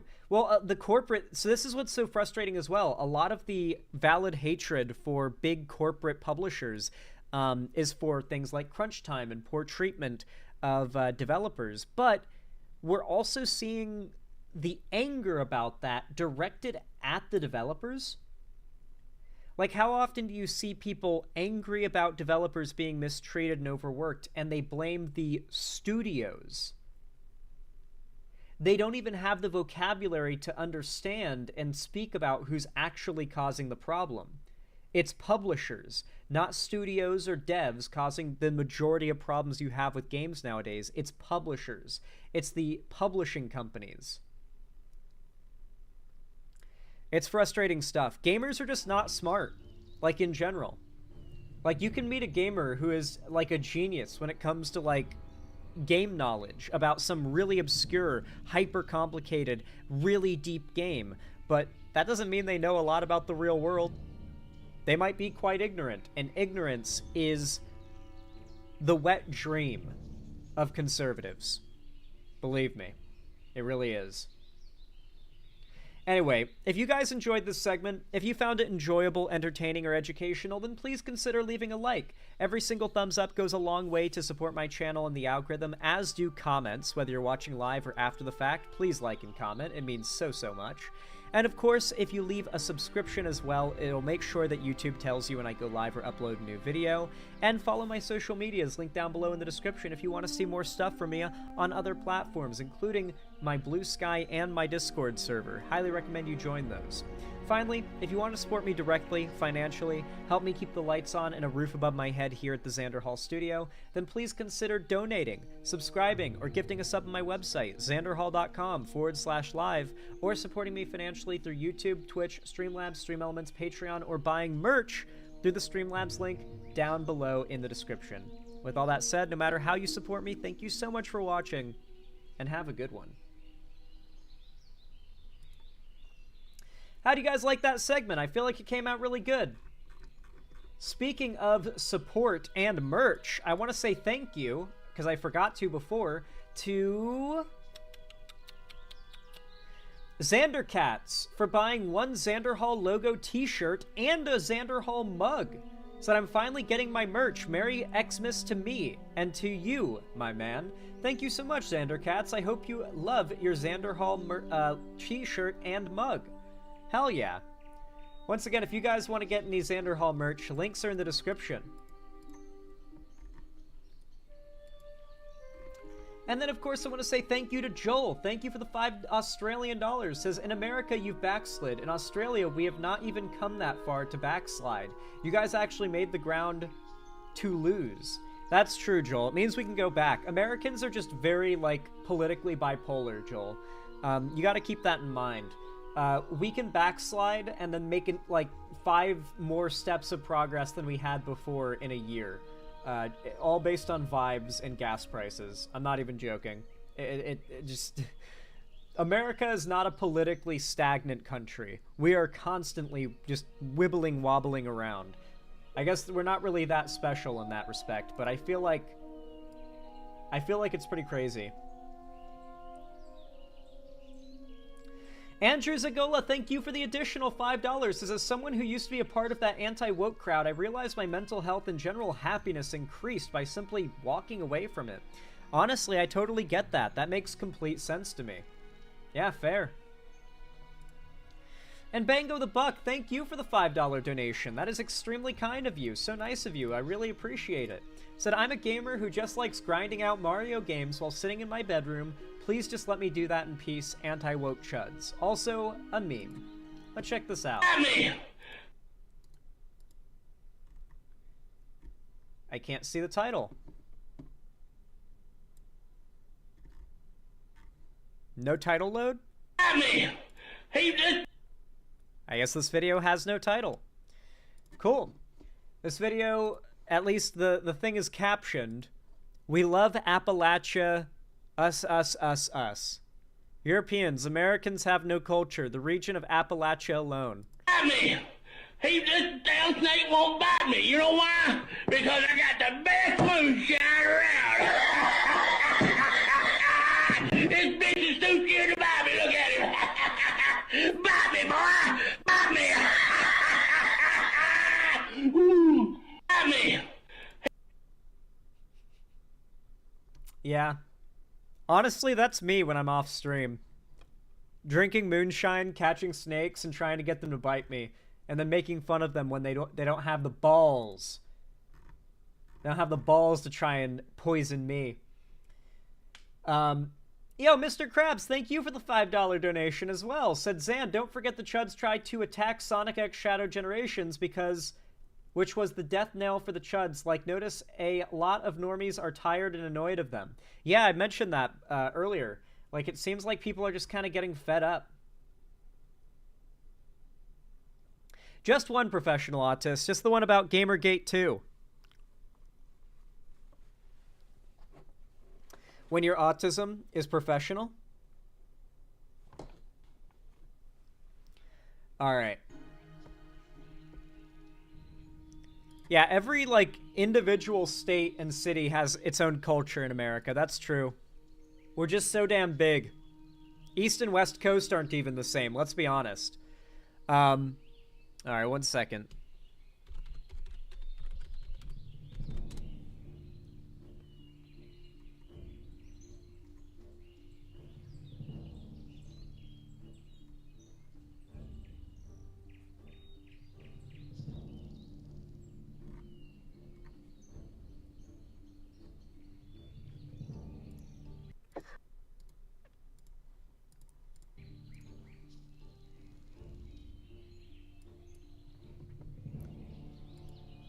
Y'all know what to do when I say action, right? 3, 2, 1, action. Alright, everybody. South Korea has been having a normal one lately, to say the least. And in all seriousness, it's been pretty wild over there. The president, President Yoon, is kind of an asshole. Kind of wants to be a dictator. Kind of an authoritarian. Kind of passed a law to accelerate schooling for young girls in South Korea in order to, and I quote, get them married and having kids sooner. As in under the age of 18, when you would traditionally, like, have graduated and entered the workforce or be getting into, like, college or whatever. The current president of South Korea, or I should say about to be former, massive piece of shit.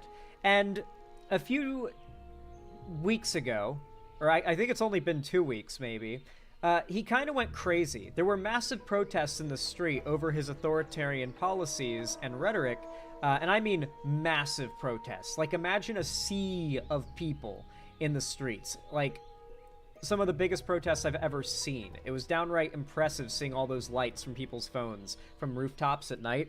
Crazy shit. Massive protests in the street. And in fact, I believe it was the Parliament of South Korea was gathering actively for a vote to impeach him. In response, President Yoon declares martial law, sends the military out not only to violently break up the protests, but to also violently break into the parliament building and try to stop some vote they were coming to, I think, on whether or not to impeach him. Like, the lawmakers were sleeping in the building because they were worried they would be shot if they left. Really crazy shit. And so, of course, the people are the politicians, not the lawmakers. Cops? Yes, the politicians, whatever. Anyway, as I was saying, the police, or the protesters, sorry, not the police, not happy about the situation. President Yoon, in I think about 2 hours, was forced to withdraw the martial law declaration, but the damage was already done. Massive calls for him to resign. Everyone wants him gone. An impeachment vote fails by just a sliver. But apparently, they did another one. Because breaking news, South Korean President Yoon impeached after martial law order. It's happened, guys. He's been impeached. He's fucking cooked. He nuked his own career in, frankly, a matter of 24 hours. I think he, in an upset rage over the people's response to his attempt to become dictator, declared martial law, and that angry, impulsive move destroyed his political career in a day. Welcome into Live Now from Vox. I'm your host, Christina Evans. We do want to continue on with several of those stories that we're following. We're now going to be heading international. Let's take a look at this tweet that we have here from the New York Times. We do know that celebrations broke out in Seoul after lawmakers voted to impeach President Yoon Suk-yeol on Saturday. His stunning declaration of martial law this month caused widespread outrage and plunged the country into a constitutional crisis. So, of course, we do know, again, to get a little bit more context here on what is exactly happening there in South Korea. There's the moment. You can hear some of those celebrations as that martial law, as the president was officially impeached over the martial law. Everyone finally got what they wanted. I need you to understand, we covered the announcement that he wasn't going to be impeached when he survived an impeachment vote just barely by a sliver. And the people were furious. I think that I think everyone who voted no on that impeachment vote, their political careers are probably over. And I think the ones who thought they could damage control voted differently this time around, and that's how he got impeached. But man, like, it's such a contrast, the crowd's reaction to the impeachment vote failing compared to now where it succeeded.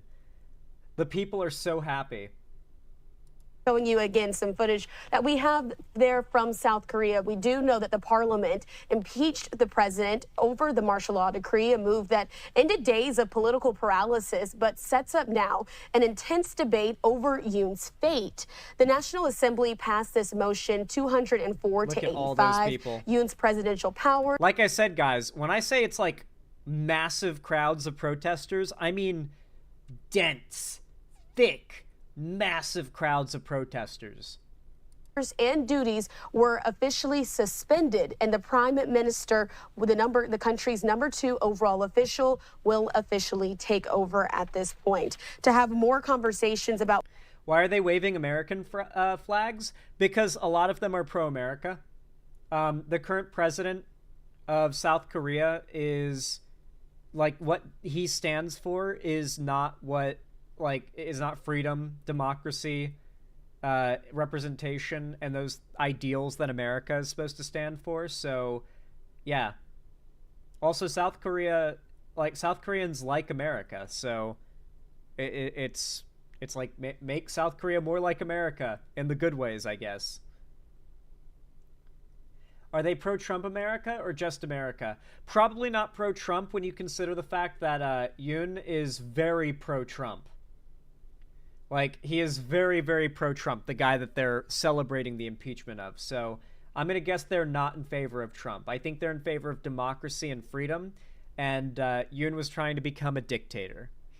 What exactly is happening there in South Korea? I do want to bring in retired Rear Admiral Mark Montgomery from the Foundation for Defense of Democracies to discuss this. Mark, thanks so much for being with us here on Live Now.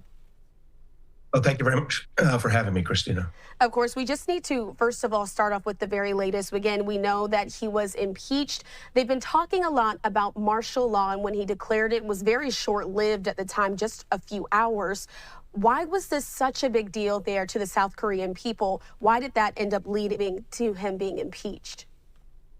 Well, it may have only been a 6-hour impeachment, you're correct. But I mean, a 6-hour martial law declaration. But in reality, this setback Korean democracy significantly. It's been 45 years of successful democracy after an extended martial military rule, almost since the end of the Korean War. So after 45 years of democracy, President Yoon, in a very frustrated state, and maybe his frustrations were legitimate, but he did something you can't do. He upended democracy. He pulled in the military and security forces and declared martial law without any of the necessary implementing situations, a North Korean attack or something like that. And so very inappropriate, and it really unified the people even more so in opposition to his rule. I have to ask you, do you think that there were also other underlying issues that led to Yoon deciding to put martial law in place, and then other underlying issues that... It was because of the protests. Yoon has been trying to become a dictator for a few years now. He's inspired by Donald Trump.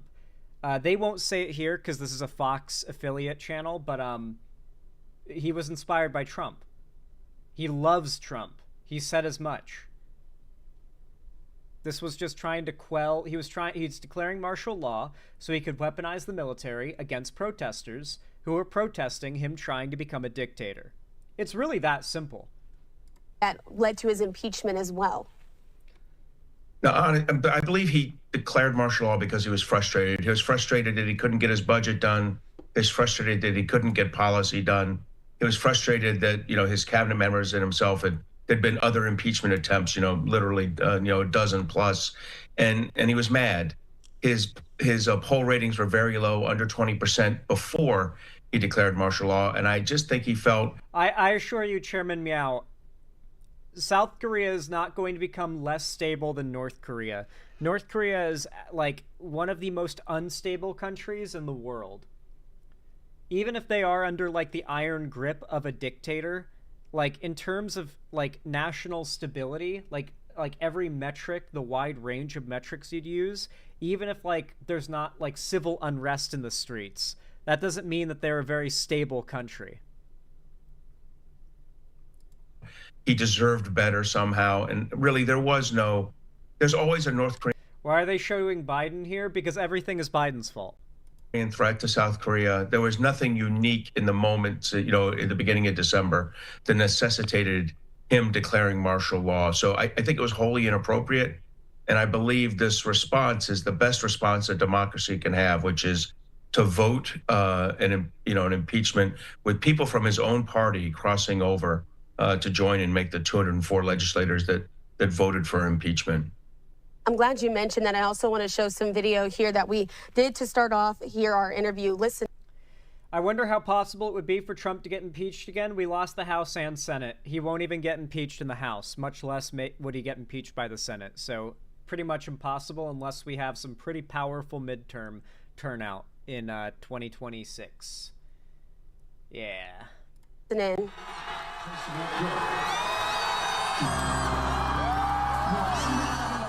That's some of the sound there in South Korea, of course, of folks cheering after it was formally announced that he's been impeached. We also saw several support rallies happening there in Seoul as well. So there were protests against Yoon as well as support rallies for him. Where do you think overall the Korean people stand at this point? Well, I think he had less than 20% popularity when he declared martial law, and he has even less now. Remember, guys, 20% popularity is normal in the US. That's like business as usual here. But like in other countries, that's the level of unpopularity for a president that causes like riots in the street. Now, he couldn't even keep party discipline in the vote. He would have lost anyway in the impeachment vote. And look. Oh my God, I have to tell you guys, I have to rant about this. It's technically related to this. Have you guys seen that polling that came out comparing Republican voters and their confidence in the security of elections in 2020 after the results compared to 2024 after the results? Simply because Trump won, we went from less than 20% of Republicans who voted in 2020 believing that the election is secure and like fair and accurate. After Trump won in 2024, it jumped up to over 80% of Republicans responding that they believe the election is fair and secure and accurate.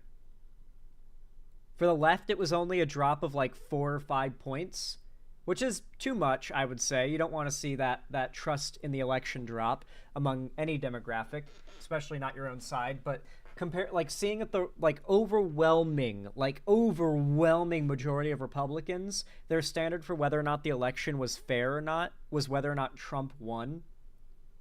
It's like, yeah, it's only secure to them when they win, and like the majority of them, like 80% of them, think that way. It's actually crazy. This is an unfortunate incident. I hope that the ligature of democracy in Korea will come forth now. There'll be a constitutional court decision sometime in the next 6 months. In the meantime, the prime minister will rule, and then hopefully they can get back to close to normal business. But I'll tell you, with the prime minister ruling, who's not an elected president, but an appointed official from within the parliament, I just feel that, as soon as they can get this resolved and behind them and get a fresh set of elections demonstrating Yeah, they want democracy. You can tell from all the American flags. I think they want another election and to vote on new representatives based on, they want democracy, clearly. Especially when you consider Yoon was so anti-democracy. The people's commitment to democracy, that's when Korea will be okay again. Right now, he's very unpopular and he's hurt Korean democracy. But we do know that President Yoon said he's going to fight this in court. But as you just mentioned, of course, we know the Constitutional Committee then has to decide whether or not they're going to formally reinstate him or continue on with his removal. They have up to 6 months to do that. What do you think comes next? Does he have a shot in court to get this overturned? Well, the court's in a really weird situation right now. There's 9 justices in this court. You need 6 to validate the impeachment and his removal. Right now, they only have 6 sitting justices. 3 were due for reappointment, appointment. So they're going to have to probably sit back, appoint 3 justices to get to 9, and then do the review. And then I think democracy will take its course, and I suspect he will eventually be removed. This was a fellow nothing bro, I see. To basically, long story short, what he just said, nothing ever happens. Things will go back to normal, and they probably will. I think now that that guy has been ousted and impeached, things will probably go back to normal. They need to have another election. There might be outcry over the, installed representatives, the people who are appointed. But yeah, they need to organize another election, ASAP.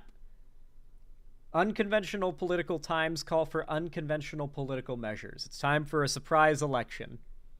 Hold it in a month. totally inappropriate. There was no national security emergency at that moment. There was just a feeling of frustration by a political leader who, while very successful overseas with the United States and Korea, was deeply unpopular. Excuse me, with the United States and Japan, he was successful, but he was deeply unpopular with the Korean people. I'm glad you brought up the United States. I'm showing some footage that we also have of President Yoon sitting there with President Biden over the last few years. What's next for the U.S. and the relationship with Korea? Of course, we know there's a huge military base there as well. So a lot of American soldiers deployed in South Korea. The stability of the country really matters to the American people. No, you're correct. You know, there's 25,000 American troops there, mostly Army and some Air Force. Many families there. I think they handled themselves very professionally throughout this event, the Americans did. And the Americans are in a bilateral alliance structure and then a UN alliance structure with the South Koreans. So we obviously have to work very closely with the South Korean military. Beyond that, President Yoon had worked with President Biden and his Japanese counterparts to really push forward the trilateral security arrangements that are aimed at North Korea. And now we've had, you know, over the last 3 months, the resignation of the Japanese leader and his replacement, and the. Can we talk about this guy's sitting posture right now? Oh my God. So he is sitting, he is man spreading to the max, okay? Like each leg is like spread out as wide as the arms of the chair will let him go. All right, respect, okay? I love a man who can man spread at a obtuse angle of leg spread, okay? If you can get that shit to an obtuse triangle, you're popping off, okay? You are properly displaying your junk to the world, and that is real. That's real dude shit, okay?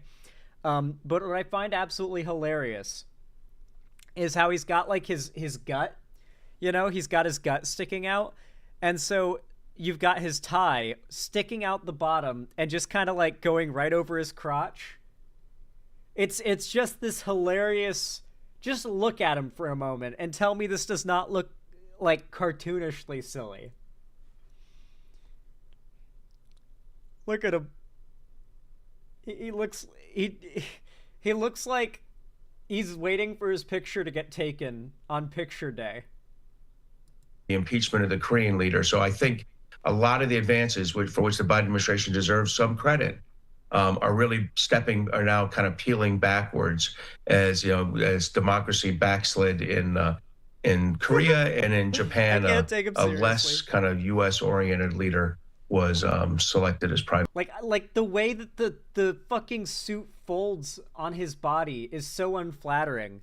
Like you get these folds under like his chest that make it look like he's got man titties, and then the way that like it folds and the shadows fall make it look like his suit is also being pushed out by a gut.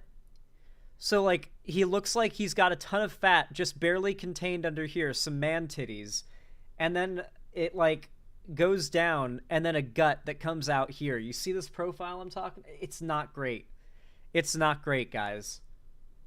You would think that the president of a country could get some like bespoke suits that don't look that way when he sits down. Because that's an oof right there. That is a giga oof. Prime Minister. And you've mentioned them several times so far as we've talked today. You're talking about North Korea as well. What do you think comes next for them? Do they see this as an opportunity to create more instability there in the region? Well, North Korea is having a great, last 3 or 4 months, right? So their support to Russia throughout the whole Ukraine conflict, they've given Russia 5 million artillery rounds, but it's now concluded with this very strategic messaging of 12,000 North Korean troops fighting in South Korea, in Ukraine. And what that's required is you now know Russia will have to give things to North Korea. So we expect improved technology for air defense, for missile technology to flow from Russia to North Korea. So first, they're getting stronger and more capable.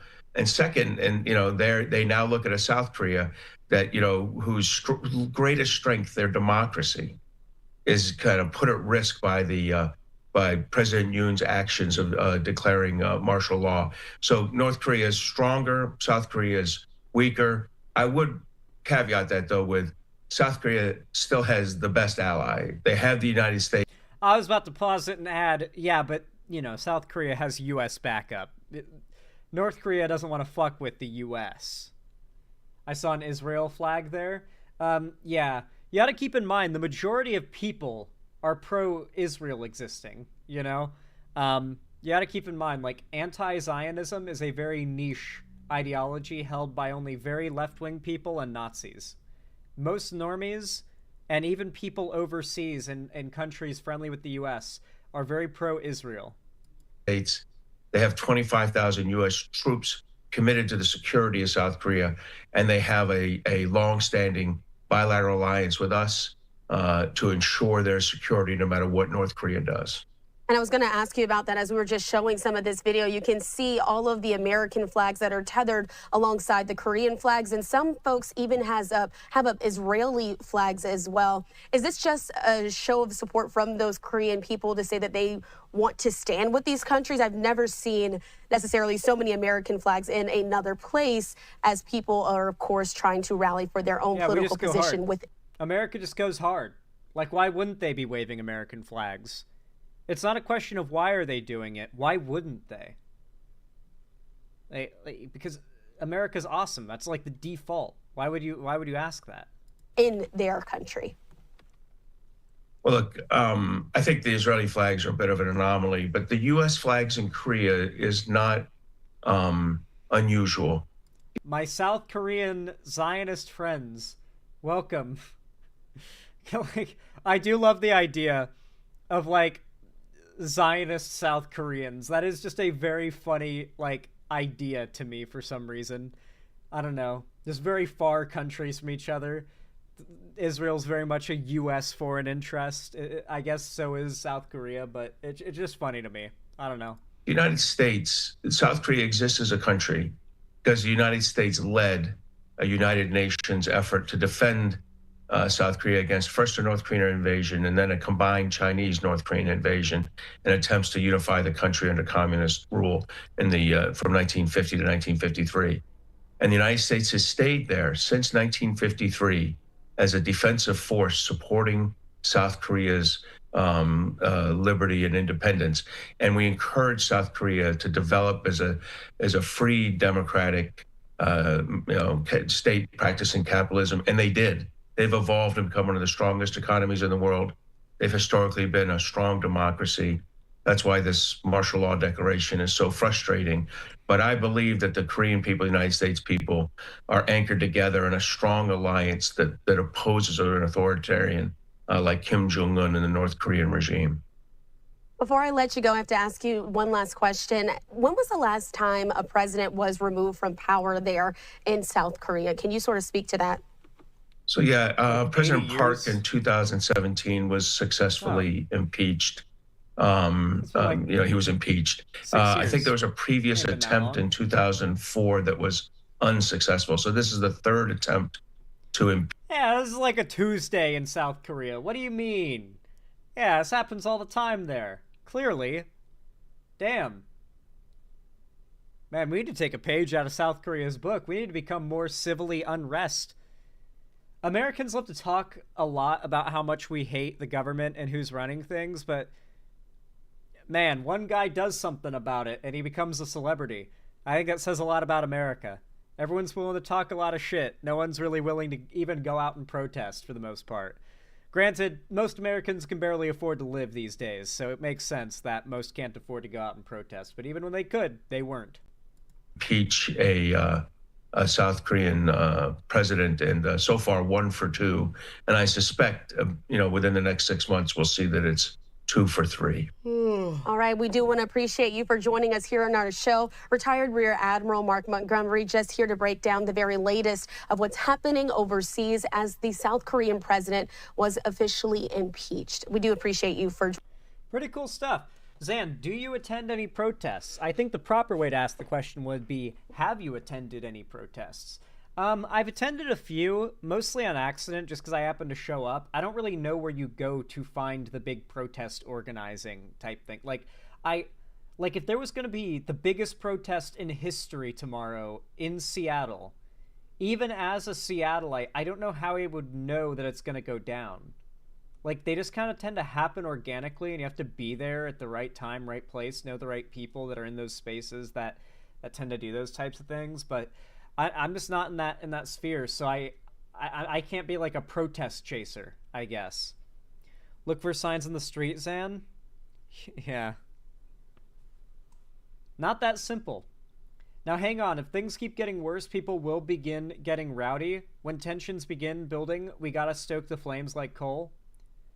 But you want to make sure you're stoking them in a direction that's productive. You don't just want people angry at the government and angry at the establishment, because that's how Trump got elected. You have to properly direct their frustrations towards real problems and real solutions to those problems as well. Because remember, the right is going to recognize their problems, they're going to tell them minorities are causing them, and they're going to give borderline genocidal solutions. We need to be able to identify those problems, speak to them, and give nice-sounding solutions that'll actually work. Anyway, guys, if you enjoyed this segment and you liked hearing about the crazy news coming out of South Korea, then please consider leaving a like and a comment. Every single one of my videos is massively helpful and does a bunch to help my stuff get pushed in the algorithm by YouTube. I really do appreciate it. Thanks for the thumbs up and comments, as always. And subscribe and ring the bell icon as well if you want to see more from me and you want YouTube to tell you when I go live or upload a new video, because trust me, if you don't, they won't. And of course, if you want to see more from me on other platforms, you can follow my social medias, linked down below in the description. And of course, don't forget, if you want to support me financially, help me keep the lights on and a roof above my head here at the Xander Hall studio, then consider donating, subscribing, or gifting a sub at my website, xanderhall.com/live, or supporting me financially through YouTube, Twitch, Streamlabs, Stream Elements, or Patreon, or buying merch through the Streamlabs link down below. Regardless of how you support me, though, I really do appreciate it. Thank you all so much for that. And as always, I hope you have a good one. Nice. How'd you guys like that segment? I feel like it came out really good. Well, let me mark that off. Nice. Great segment. Cool. Here, let me read some donos really fast. Hi, Very. Thank you for the $5 donation. I really appreciate it. Very kind of you. Very based. Means a lot. Says, I so badly want to hear what the North thinks of this situation. Yeah. Too bad you can't really do, like, man on the street videos, where, like, a dude with a mic interviews random people on the street and asks their opinion. Not really the kind of thing you can do in North Korea, it seems. I'd be curious to hear what they'd say, though. Kodachrome Railroad, thank you for the $2 super chat over on YouTube. Says, do you think North Korea could exploit the unrest? They very well could. We'll have to keep an eye out and see what happens. I have no clue what's going to go down. Joel, thank you for the $2 the $2 Australian dollars. I really appreciate that. Said, that anchor woman is beautiful. Damn, bro is a horn dog. And true. Yeah, she was pretty. And another $5 Australian from Joel. Thank you. Says, you need compulsory voting in America, just like in Australia. Every adult must vote or get a fine. I agree with that, but I also think it needs to be a paid holiday, and free transportation to polling stations needs to be allowed. Turkey Tom made a video on you, which wasn't expected. I mean, I've expected it for a while. Turkey Tom hates me. He's never really liked me all that much, but he particularly doesn't like me ever since...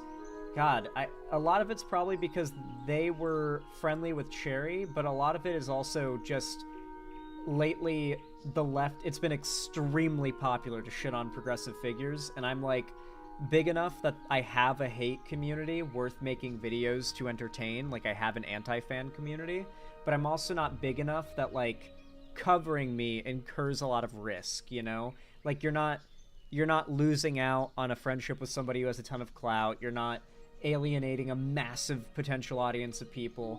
So I'm a pretty easy target. I'm like a perfect target right now. I'm big enough, but I'm also small enough. That kind of thing. Drama slop channels? I mean, I wouldn't even call Turkey Tom a drama slop channel. Sometimes he uploads drama slop, because you kind of have to when you're a YouTuber and you're trying to, like, make it between big projects. And so, yeah, sometimes Turkey Tom... And he's made a couple of videos shitting on me, but it's always, like, on his second channel, and it's something always shoddily thrown together as, like, he needed something to fill the space between uploads, huh?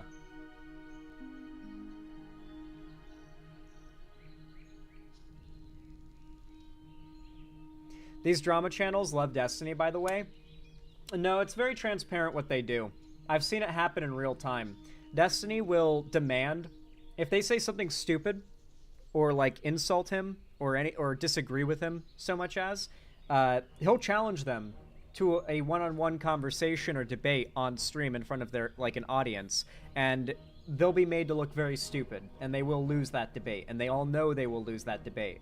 And after the first 1 or 2 debates they've tried with Destiny, they've played it very friendly for the last few years, because they just don't want Destiny on their bad, like, to be on Destiny's bad side, because he'll just shit talk them relentlessly, challenge them to conversations that they'll look like pussies if they don't accept, and then when they do accept it, they'll be walking into the lion's den and they'll get ripped apart in front of a massive audience. They don't want to be on Destiny's bad side. It's not good for business. So yeah, they play very nice with him.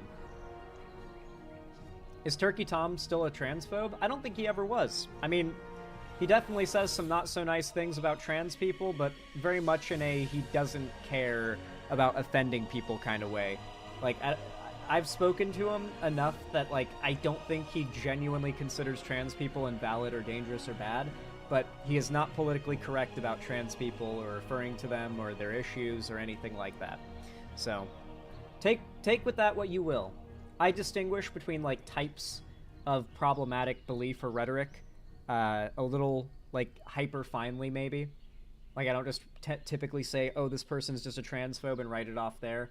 I try to get an idea of, like, what kind of ideas they have. Like, why is it considered transphobic? Why is it a problem? Why is it, like, an issue?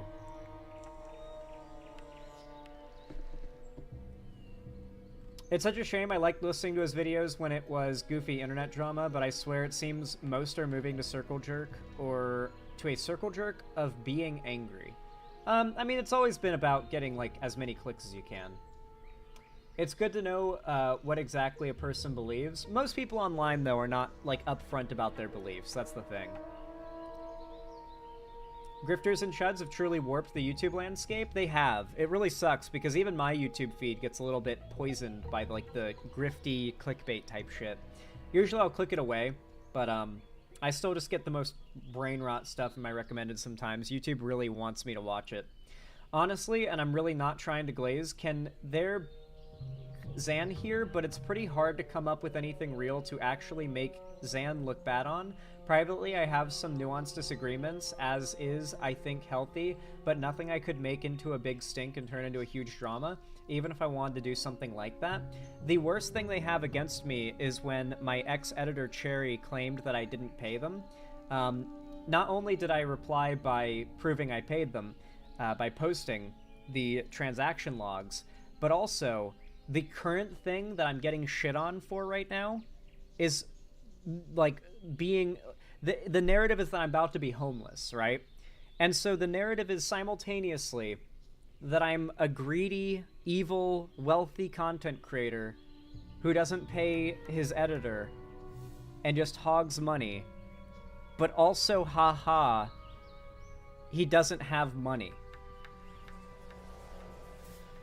It's this really weird double attack of like, it's just, no matter what way you look at it, it's just a way of justifying not liking me. And I get it, you know.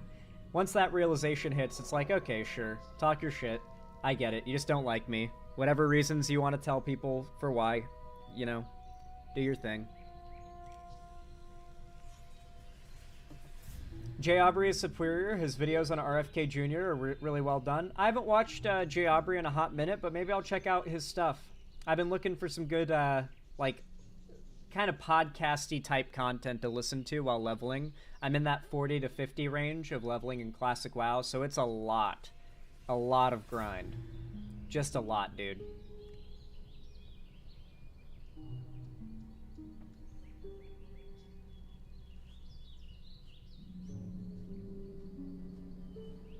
Have you fought the Illuminate on Helldivers 2 yet? Yes, I have. It's really fun.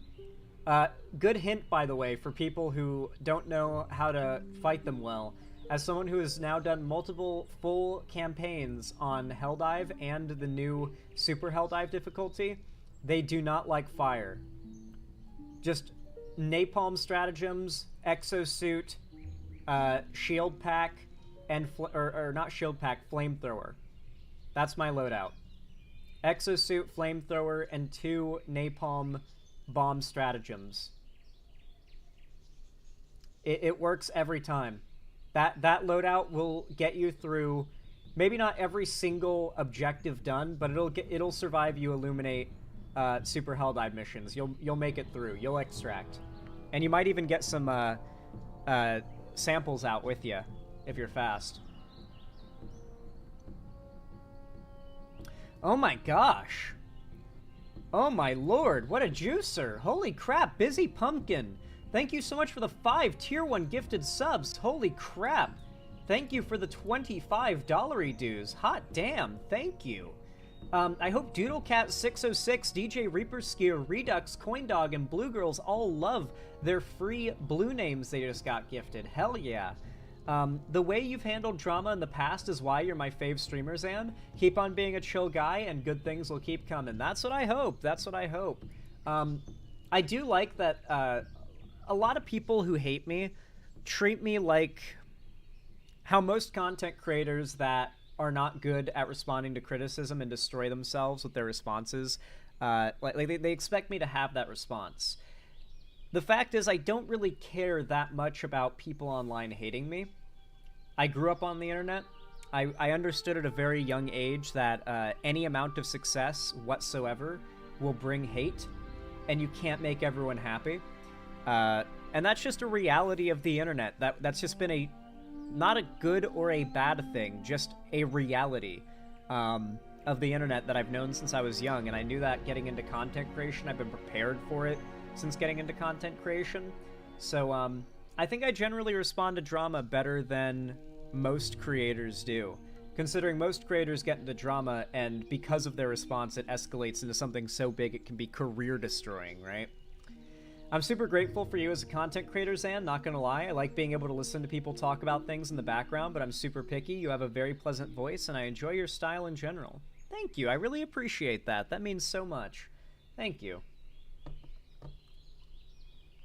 Alright. Bumpkin, not pumpkin, my bad. I misread it. Bumpkin.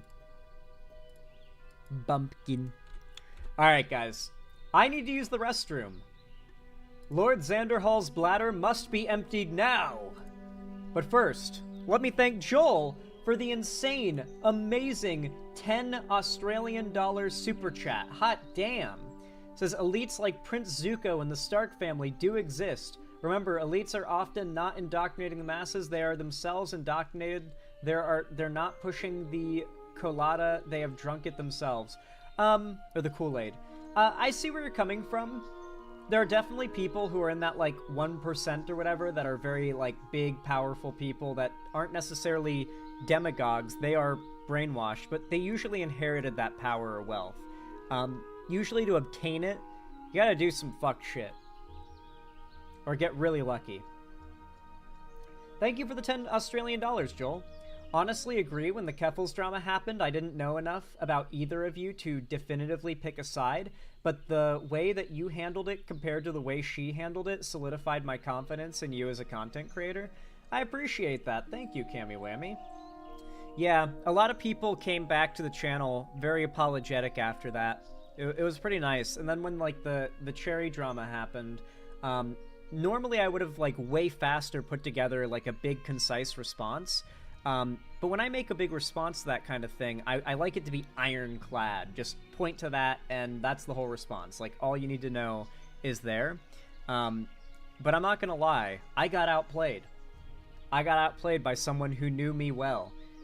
Someone who had been through several dramas with me very well, and knew that, like, the first thing I do when something like this happens is I start gathering the screenshots. I start gathering the evidence, because it's always in my favor. And so what did Cherry do?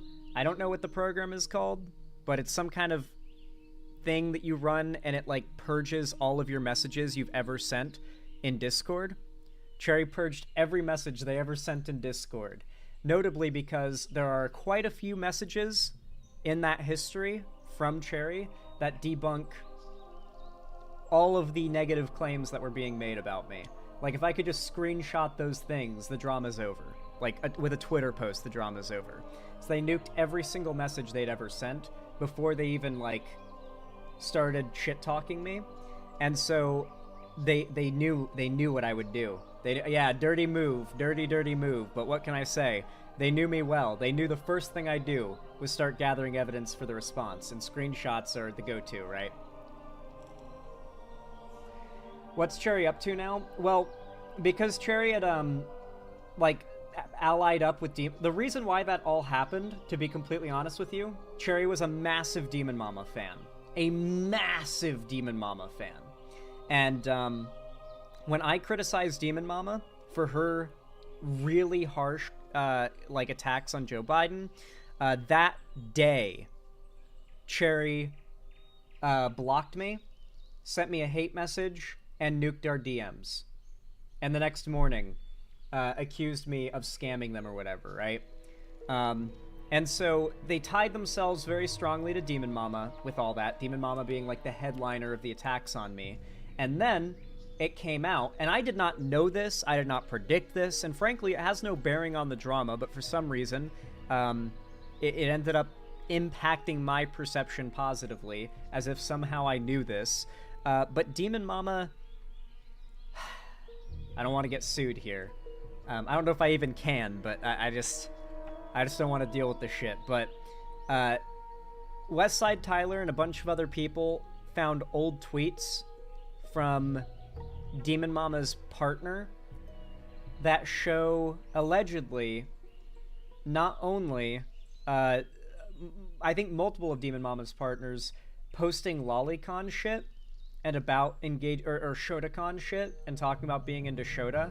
Quite a few graphic tweets about being into Shota from like, Demon Mama doing YouTube days, but also seems to suggest that Demon Mama started dating one of her partners, Fawn, I believe, when Fawn was underage, and Demon Mama was, like, 28. The evidence is so strong that Demon Mama has not posted in months. So Demon Mama's gone. Cherry left the internet, too, once that came out. I feel like that was just, like, God stepping in and being like, oh, Cherry did you dirty, Zan. I'm gonna fix this for you, buddy.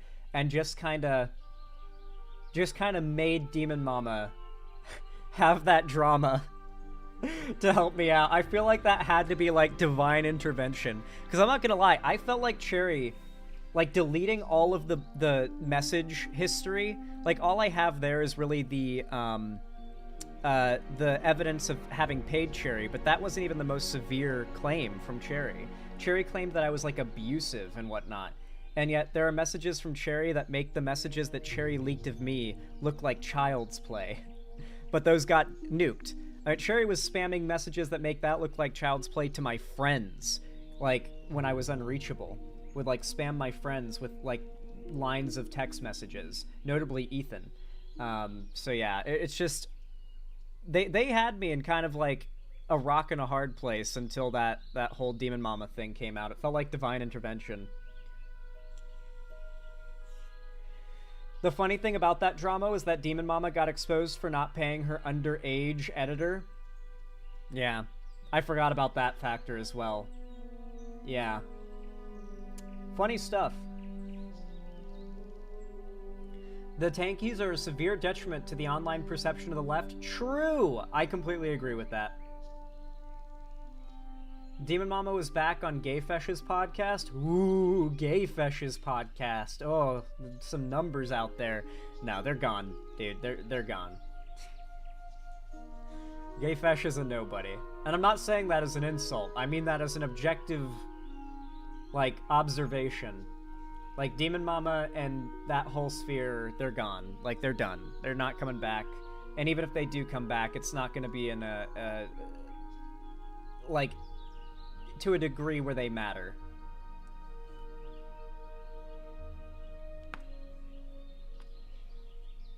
Who's this Shota?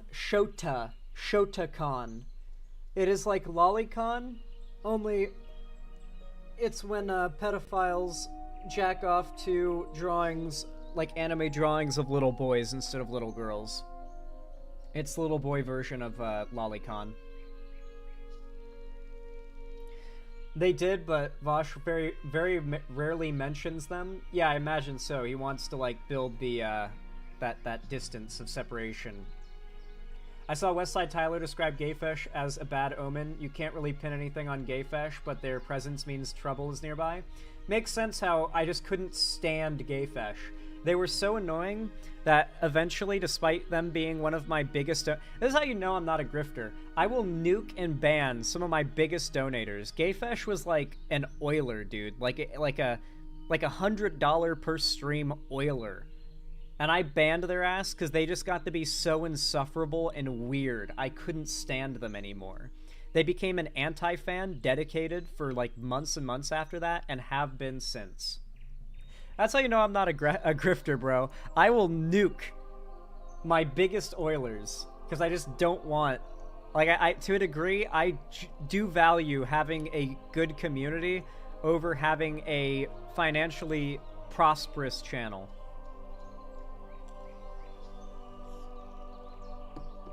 Crazy? I know I'm insane.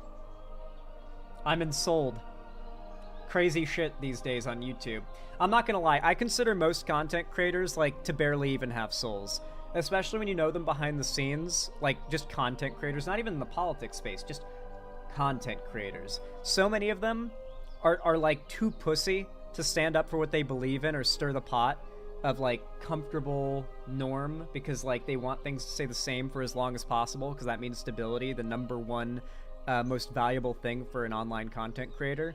And so they're all so afraid of disturbing stability that they are spineless pussies when it comes to calling out what they know and recognize as bad. This goes all the way back to like everyone being too afraid to call out Shadman for what he was back in the day, you know?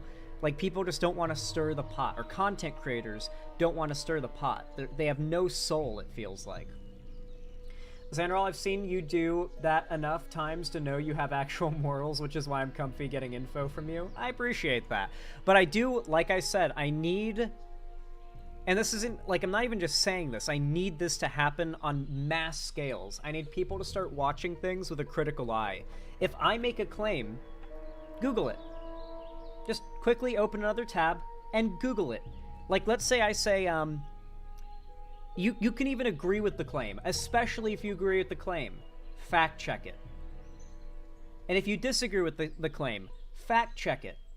I've made this a habit.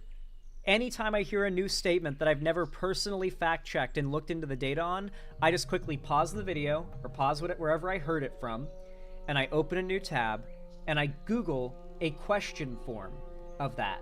and I look at the responses. I'm pretty good at gauging whether responses are legitimate. Usually .edus, .orgs, those are good, and .govs, those are good websites for sources. And you just look into it. Do that even when you hear a point that you agree with, because for all you know, it's just a convenient lie. And you don't want to get called out on reciting something like that isn't true. And the left has its fair share of convenient lies it spreads around that if you repeat and someone on the right hears you say it and catches you and they know that point, they'll get you. And you'll look bad.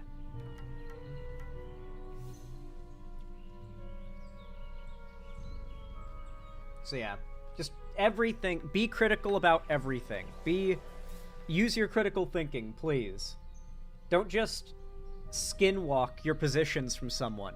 Don't be a skinwalker. Be your own person. Anyway, I will be right back, everybody. I gotta empty my bladder really fast, so be patient. Don't go anywhere. Stay tuned. I will return. And when I do, I've got more content for you guys. So stick around.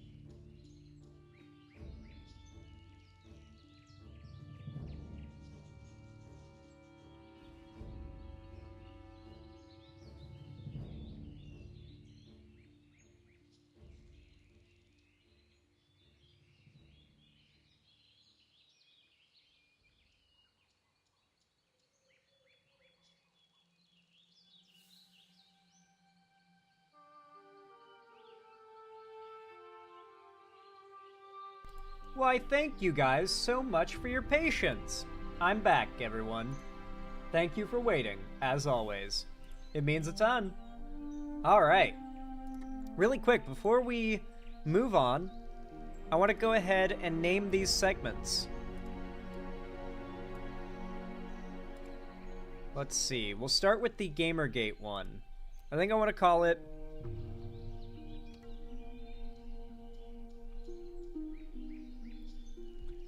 Gamergate is Gamergate 2 really here?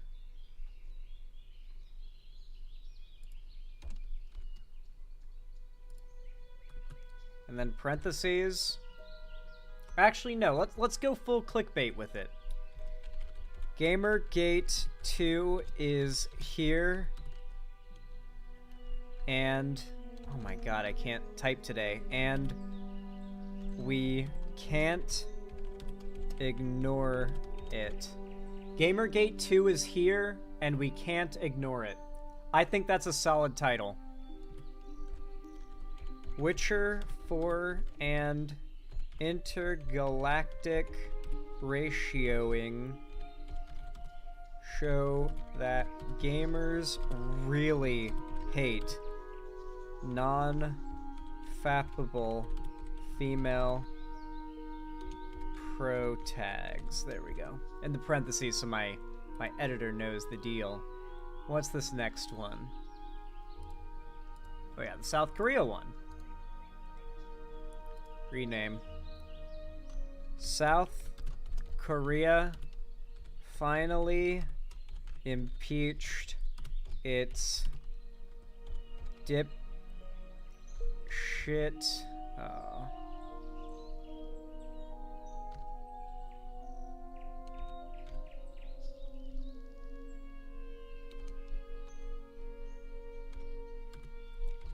President. There we go. South Korea finally impeached its dipshit president. Let's go. Alright, let me open up my drive. My editor. Wrong one. There we go. Recordings.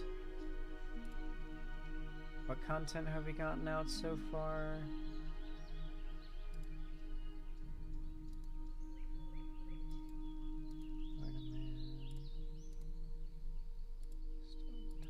Cool.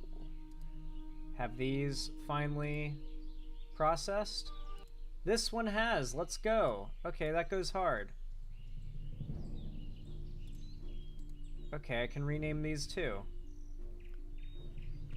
UK passes full ban on puberty blockers. Wait. How about the title, the UK actually did it. The UK actually did it. I think that's actually a solid title.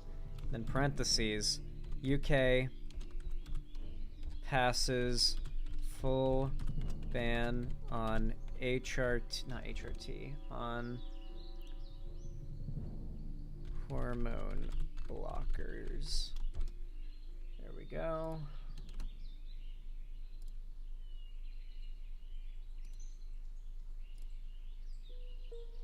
And this one still hasn't processed yet. That upsets me. Oh, infuriating. God dang it. Finish processing already. It should be finished soon, I think. Alright, and then I can just drag these two in, and they will upload. Nice. Alrighty. Cool, cool. Let's check in on stream health. How's everybody doing? What's everyone drinking tonight, actually? I'm curious. I just have my jug of water next to me. But what's everyone else having to drink tonight? Gotta hydrate before you dihydrate. Had some cola earlier. Coca-Cola, Coke, a lot of soda. Water, milk, blood, Coke, bubbly, coffee, water, sweet tea, water, evil Baja Blast. They banned puberty blockers, not hormone blockers. That is what those are, I'm pretty sure. But well, I guess not. No, puberty blockers are not necessarily well, I guess hormone blockers are puberty blockers, but puberty blockers are hormone blockers, but hormone blockers aren't necessarily puberty blockers. So you're right.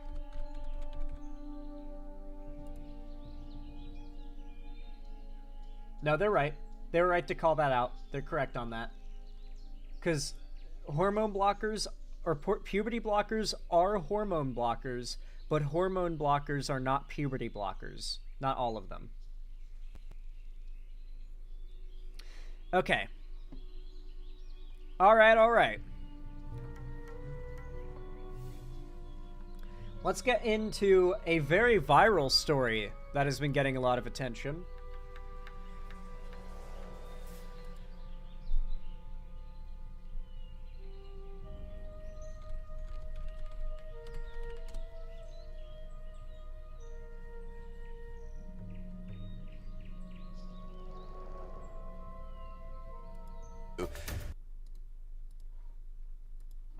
All right.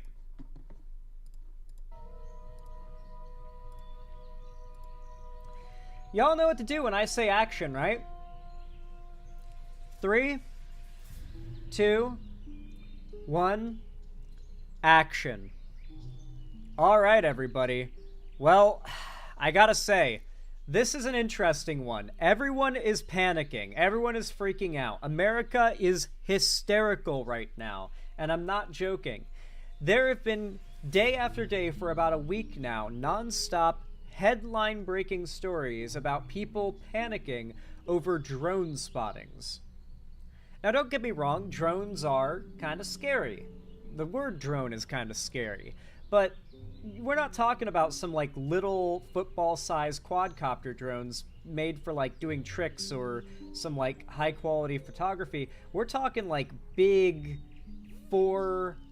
like big lights and as big as, you know, like a car looking drones. Like, people are seeing them fly around at night, and there's a lot of panic. Now, to be fair, and I think the whole country, it recently became legal to fly drones at night. And so, to be fair, a lot of people are probably noticing that for the first time. But I also think it's worth noting that for a while now, Amazon has been promising drone package delivery. And they're not the only company promising this. And for a while now, it's been very exclusive, but they're actually doing it now. Like, obviously, my package, like, for my button didn't get delivered with a drone, but they are integrating the infrastructure, and they are running tests and delivering packages as we speak using drones. So, I think this is actually a symptom of our world accelerating technologically at a faster and faster rate. Tech advancement has proven to be exponential as time goes by. And it's not slowing down anytime soon. Like, we're only getting more advanced quicker. And it's about time that we see drones regularly zipping about the skies. We're about there now. And I think a lot of people are surprised, a little caught off guard that we're at that point now. But yeah, we are now at the point that as long as the airspace is regulated and it's legal and you do it by the books, there's going to be a lot of drones zipping around. The thing about this, though, is that apparently a lot of these drones are not given the okay, they're not legally flown, and the police are pretty pissed and they're looking into it. So there is a level of validity to the hysteria when you've got the actual police departments coming out to say, we don't know what this is, and yeah, we're concerned. So yeah, let's go ahead and take a look at the most recent reporting about the situation. Apparently it's New Jersey that has had the most drone spottings, and that's kind of like the epicenter of this entire hysteria, this big panic that's going on. I think it's probably going to end up being a big nothing burger, a big, juicy, delicious nothing burger, but I can't actually see the future. For all we know, it's actual Russian or Chinese spy drones. We'll just have to wait and see. This morning, there is public outcry and a new push for legislation after a rise in mysterious drone activity over the East Coast. A federal investigation is underway, though the Department of Homeland Security says there's no evidence of a current threat to public safety. Naomi Rockham has more. It's hovering. It's sitting right there. Mysterious drone sightings over multiple states, including New Jersey, have led to widespread confusion and growing calls for answers. Americans are finding it hard to believe. We can't figure out where these are coming from. The Department of Homeland Security and the FBI are investigating the drone sightings. The agencies say so far there's no evidence of a current threat to public safety or foreign influence. The FBI. Now, to be clear, no evidence of insert claim does not necessarily mean insert claim is untrue. It just means there's no evidence for it yet. And to be fair, we're in a stage of this situation where there are nothing but questions. Like, there's not enough evidence to suggest that any, answer at the moment. It makes sense that people are erring on the side of panic. It could be nothing, but it could just as easily, just as likely be something. You know what I mean? Plot twist, the FBI is doing it to fuck with us. It could literally just be U.S. government, drone testing, and they're just doing it in the open now because what's the worst that can happen? People freak out, it becomes a meme for a week, and then everyone forgets about it. Maybe they think it's aliens. That's what they've done since the 80s. Maybe the 60s? Like, Area 51 was literally just for testing, like, jets and fighter planes. And people saw them in that area, and they thought they were UFOs because those planes were like nothing that existed at the time. Has already received nothing like we thought existed at the time. Thousands of tips on the sightings, though it says fewer than 100 of those have produced any credible leads. There are thousands of drones flown every day in the United States. Homeland Security Secretary Alejandro Mayorkas says his agency is sending more resources. And I feel like once 5 or 6 articles came out where people were just panicking about drones, it became a thing to play into it. Drones are flying all over the place already. They have been for years. I feel like a certain amount of this hysteria has to be, like, psyoped. It has to be people ironically panicking over normal drones just to boost the headlines in the articles. And that, yeah, there's some weird drones around, but it was like 1 or 2 stories, and from there, people blew it up inorganically. And personnel to New Jersey to help local authorities there address the sightings. New York's governor says her state will also receive federal support. But Mayorkas and other experts point out that more tools are needed to be able to deal with the growing threats that unmanned aircraft can pose. Only parts of the Department of Justice, Department of Homeland Security. You want to know what is the biggest threat to the American people at this situation? Privacy. Genuinely privacy. Drones often have cameras on them, and they often record and live, like, feed the video back to whoever's remote piloting them. And so, like, weirdo creeps. Drones are the best thing that ever happened to weirdo creeps and peeping toms, dude. Like, I would never, like, naked sunbathe in my fenced backyard in the year 2024. Like, stalkers definitely got to be using drones, yeah. And so just the idea that a bunch of drones are hovering above your neighborhood is just unsettling on its own. Even if it's like, especially if it's like police drones scanning for a criminal or something that's like on the run. Like, it's just unsettling to see a robot in the sky that no doubt has cameras monitoring you from above. It's not a good feeling. And Department of Defense are allowed to detect and mitigate drones. That means drones are going to have the upper hand because our authorities are woefully inadequate. Now, some members of Congress are pushing for legislation to also give state and local governments the technology and authority to track drones. Well, over the weekend, police arrested 2 men on trespassing charges for flying a hazardous drone operation close to Boston's Logan International Airport. That came after officials shut down New York's Stewart International Airport temporarily Friday night because of drone activity in the area. Damn. Yeah, dude, I feel like it's become a meme to, like, be hysterical about, like, the drones now. It's become a meme. It's blowing up beyond what it was, like, organically going to be as an actual story. Let's talk more. There's another video here by NBC. New Jersey mayor is tired of being insulted by federal officials over drone sightings. Insulted? I assume by Republicans, right? Being the little lovable goofballs they are. More about it now with Mayor Michael Melham. He is the mayor of Belleville, New Jersey. So he's in one of the cities where they have been dealing with this quite a bit. So, Mayor, thank you for being here. Federal officials say they can't confirm where these drones are from, but then at the same time, they say they do not pose a national security threat. Do you and your constituents believe that assurance enough? We do not. And frankly, we're getting tired of being insulted. I just got off a briefing with the White House, Intergovernmental Affairs. And again, we're being told that there's... I'm not going to lie.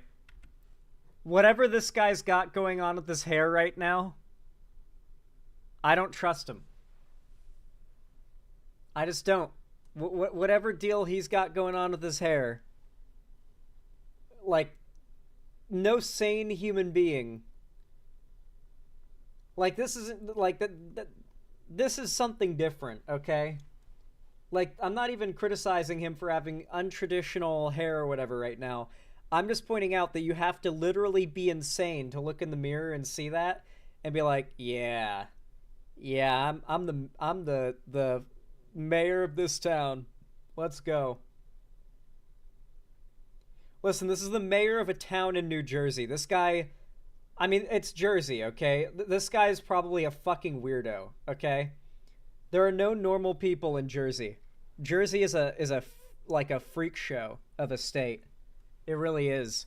A genuine freak show of a state. Sorry to New Jerseyan viewers. Never mind. I don't have any New Jerseyan viewers because no one in New Jersey is smart enough to watch my content.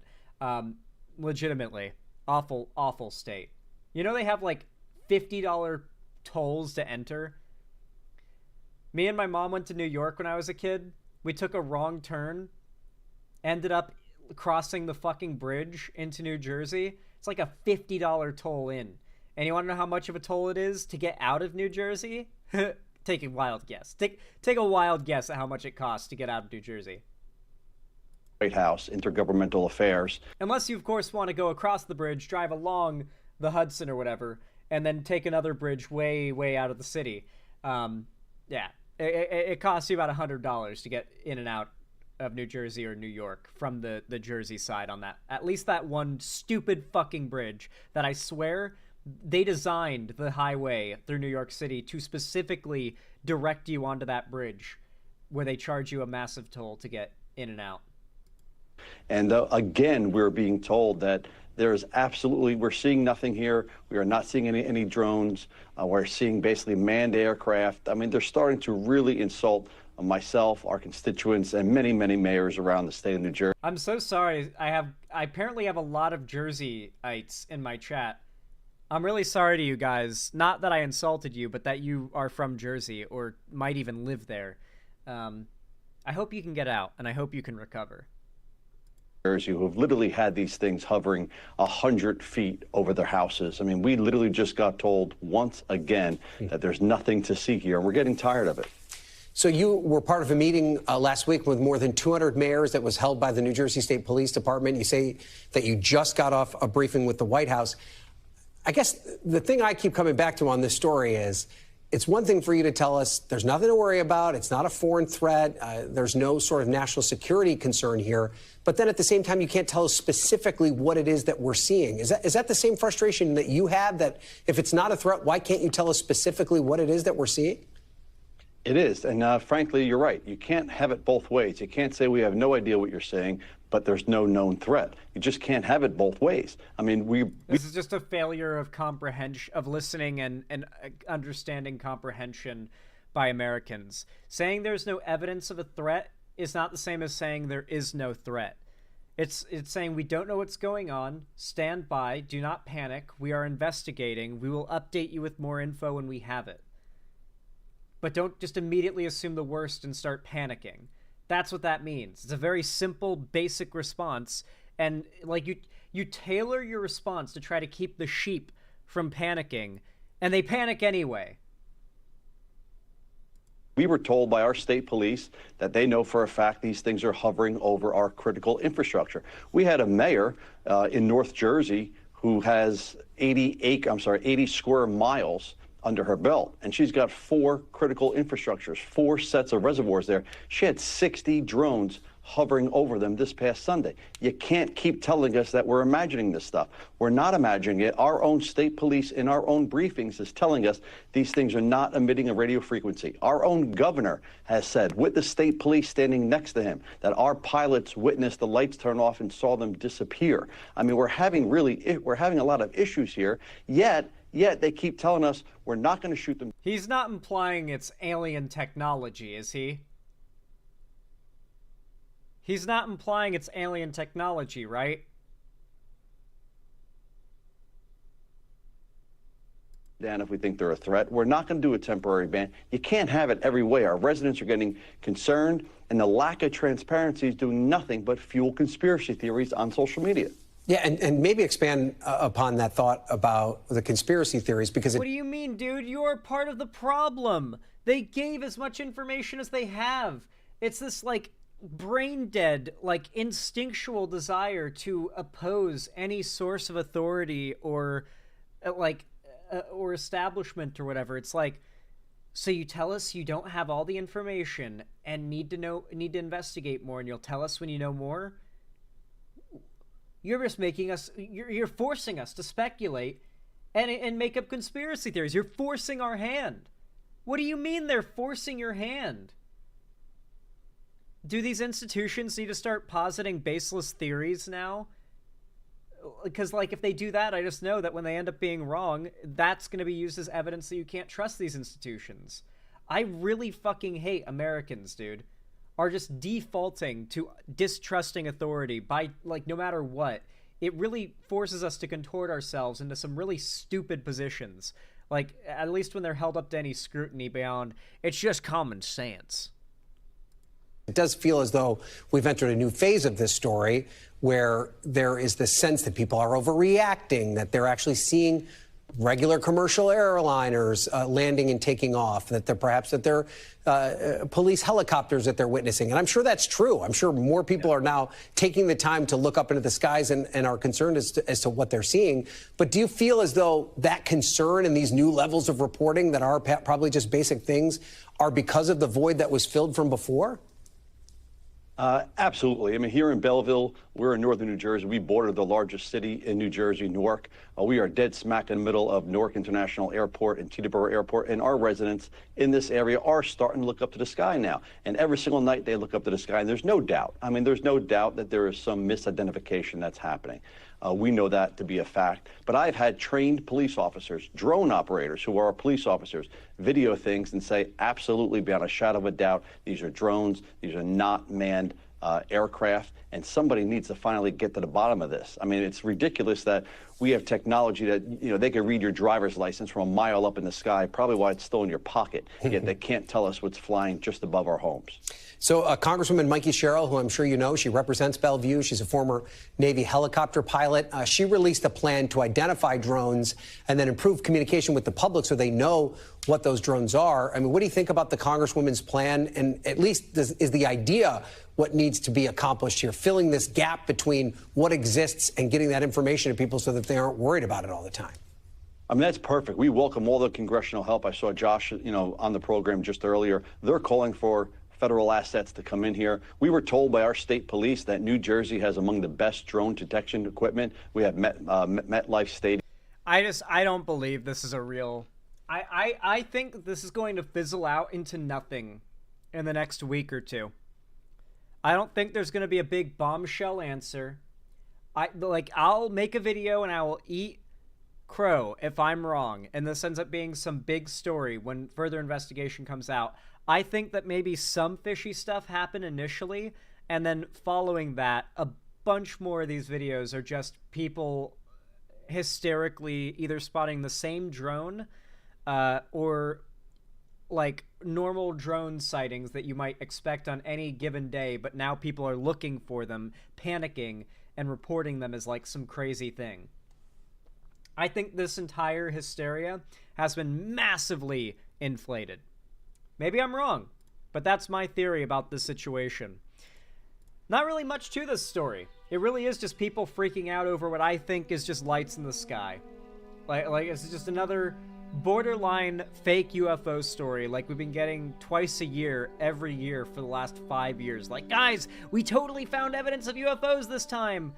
And yet there are no aliens. Is the mothership in orbit?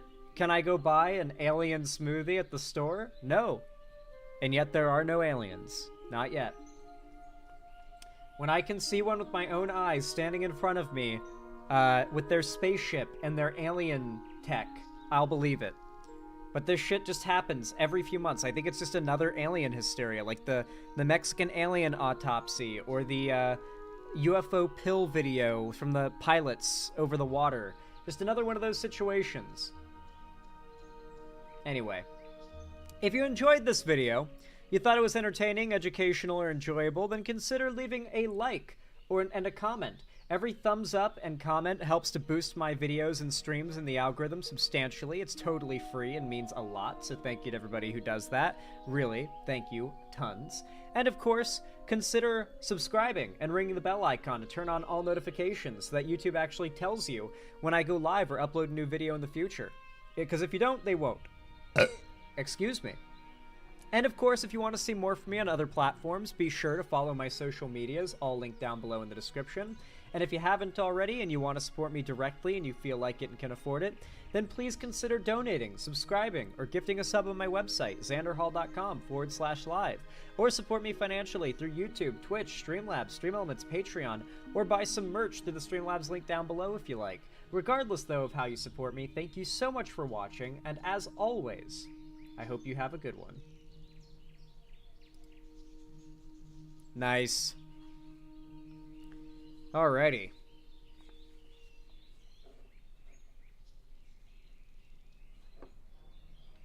Hell yeah.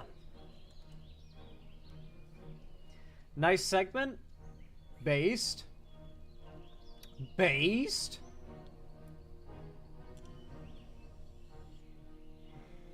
Say you're anti-authority and the average American will literally die for you, no matter your actual position and power. True. True. Good Segi. I'm glad you guys liked it. That's what I like to hear. That is what I like to hear. Nice.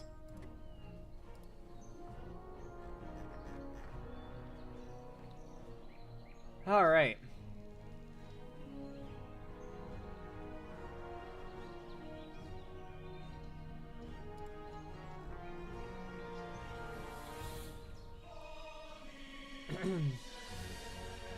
Slimy segment? True. That was a slimy segment. Let's do our next one. This one's gonna be a little bit of a bummer, but we gotta talk about it.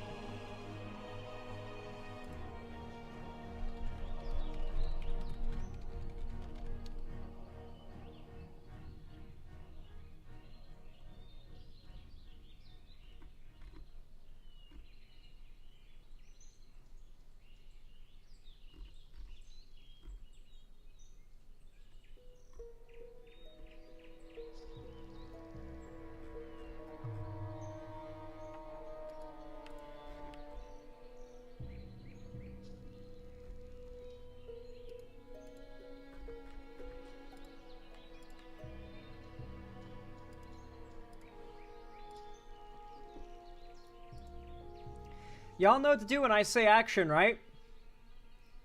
3, 2, 1, action. Well, guys, America is doing what America does once again. There has been another big school shooting, this time in Wisconsin. It was at a Christian school, too, so as you can imagine, the right has already jumped on top of claiming the shooter was trans. Who knows, maybe they'll end up being trans, and they'll have 2 trans shooters in the history of America. Man, you get hundreds of white dudes, straight white guys, that shoot up schools. No conversation to be had about the identity of those shooters.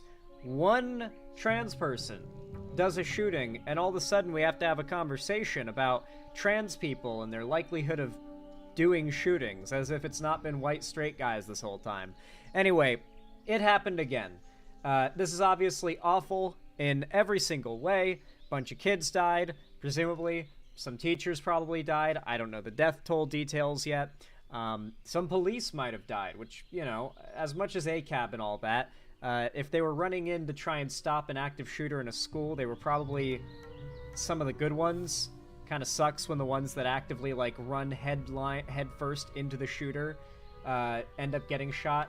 Like, those cops, I kind of root for in those situations, and I get upset when they get shot, injured, or die, because, you know, they're not like the Uvalde cops.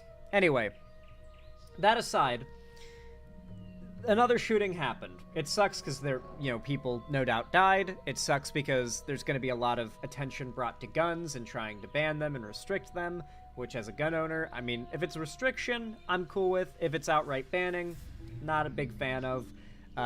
It's going to lead to a lot of turmoil, political argument over the lives of these kids. No one's going to want to have a conversation about how to prevent this kind of stuff. They just want to do the whole thoughts and prayers, no looking into how the firearm was acquired, the history of this person, what they might have been politically motivated by. Yeah. Last I heard, it was 1 teacher and 1 student killed, female shooter. Interesting. I guess that's why the Chuds are claiming that it must have been another trans guy who did this shooting, because you don't typically see a lot of female school shooters, but it happens. All right, let's look into this. We're going to start with the Fox News story, because this was the most breaking news that came out, but I've also got a CBS video queued up that kind of gives us some more details that have come out more recently. Huh? Oh, don't worry. We're going to be dunking on the Fox News reporting if anything comes off as fishy. Trust me. And we have the breaking news for you out of Madison, Wisconsin at the top of this hour, an apparent school shooting. We are just now getting more details. Hello and welcome, everyone. I'm Sandra Smith in New York. And I'm Trace Gallagher in... Guys, I'm going to hell for sure just for saying this, but did anyone notice the name of the school?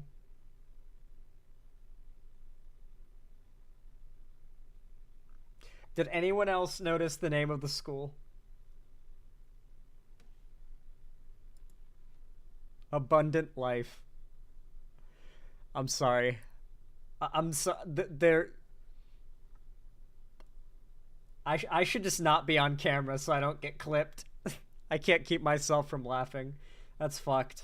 And for John Roberts, this is America Report. Sandra, as you noted there, Madison, Wisconsin, this is the Abundant Life Christian School. We are getting word that there was... Even he had to say it quickly and roll off of it, because it's hard to... Dark humor? I've got dark humor, okay? This is how the left wins. We got that real dark humor. Zan too soon? I know. Too fucking soon. Tragedy breeds comedy. Listen, if I don't laugh, I'll cry. Like, what do you want from me? A school shooter. We do not know anything about who this person might be. Is it a student? Is it somebody else? All that information is still just coming into us now. But as Harris was saying there, this school is K through 12. It is a Christian school. It serves about 50 different churches in the Madison area, and the student count there at the school, again, about 390, maybe 400 students there, Sandra. So police are kind of an all-hands-on-deck situation here, and we will be waiting to find out exactly where this happened. But right now, you could imagine that police are going from building to building, from room to room, closet to closet, trying to find anything they can with evidence that might lead them to what exactly happened in the last hour and maybe 15 minutes in this school in Madison, Wisconsin. All right, Trace, so there's a statement from the Madison Fire Department right now. They are saying they're investigating a shooting at Abundant Life Christian School. Please avoid the area. Obviously, these are for more local people that could be listening. Roads are blocked off around the school. Drivers and community members are asked to find alternate routes. Obviously, that reunification announcement would probably be going out to parents at this time. So many schools around the country have been practicing such events. We're trying to get details on the shooter. There's no immediate word on who carried out this shooting, and we have yet to hear about a news conference announced, but as sometimes happens, we should be getting one shortly where we will learn more. Chief Correspondent Jonathan Hunt is on this for us. Jonathan. So at this point, they knew nothing. We had no information. This was fully breaking news. However, since then, new details have come out. There we go. YouTube was asking me how my recommendations were today. New details on weapon used at Madison, Wisconsin school shooting. So at least we have more details on the weapon. And I suppose that is, as a gun guy, I am quite curious about what weapon was used and definitely about how it was acquired. Was it illegally acquired? I kind of hope it was acquired illegally, as not to give ammo, no pun intended, to the anti-gun types. See, it's not hard enough to get a gun, and I guess that would be a good point for them, but I'm hoping that our safeguards are enough, and that you kind of have to get a gun illegally to do something like this. That would be the ideal situation with our safeguards and rules and our laws. CBS News Special Report, I'm Nora O'Donnell, and we are coming on the air as Madison, Wisconsin officials are giving an update on today's deadly school shooting at Abundant Life Christian School. We know 3 people are dead, including the suspect, who is believed to be a student, and at least 6 others were injured. Now, in an earlier press conference, police incorrectly reported a higher death toll. Abundant Life Christian School. You don't get mass shankings. Fish, you can't do the whole, like, ban all guns because, like, no one does mass shankings thing about this story. 2 people were shot. There have been stabbings where 2 people were stabbed. If this is a mass shooting, then 2 people getting stabbed is a mass stabbing, and yes, there are mass stabbings. Particularly in the UK, where there are a load of stabbings. I'm pretty sure you just, like, immediately go to jail if you're caught with anything sharp longer than, like, 2 inches in the UK. Any UKers in chat, can you confirm, like, cop sees you with, like, a fishing knife, you're going to jail. A multi-tool, you're going to jail. Like, it's strict. Because they take it that seriously, because the stabbings and the knifings have become such an issue. And I'm British, can confirm. Yeah, like, your life can be ruined because you have, like, a pocket knife on you for cutting, like, rope or whatever. Yeah, like, listen, we can take the argument there if you want. But if this was a mass shooting, then I assure you there are, in fact, mass shankings. They happen, especially in the UK, especially in Scotland, bro. I guarantee you, more than 2 guys are getting shanked right now somewhere in Scotland as we speak. It's happening. School is a private school with nearly 400 students ranging from kindergarten through 12th grade. Let's listen in now to Madison, Wisconsin Police Chief Sean Barnes. The Chief of Police for the Madison Police Department. I'll be providing a brief update of the school shooting that we had today in Madison. There is some information that we're not going to release because it's still an ever-evolving situation.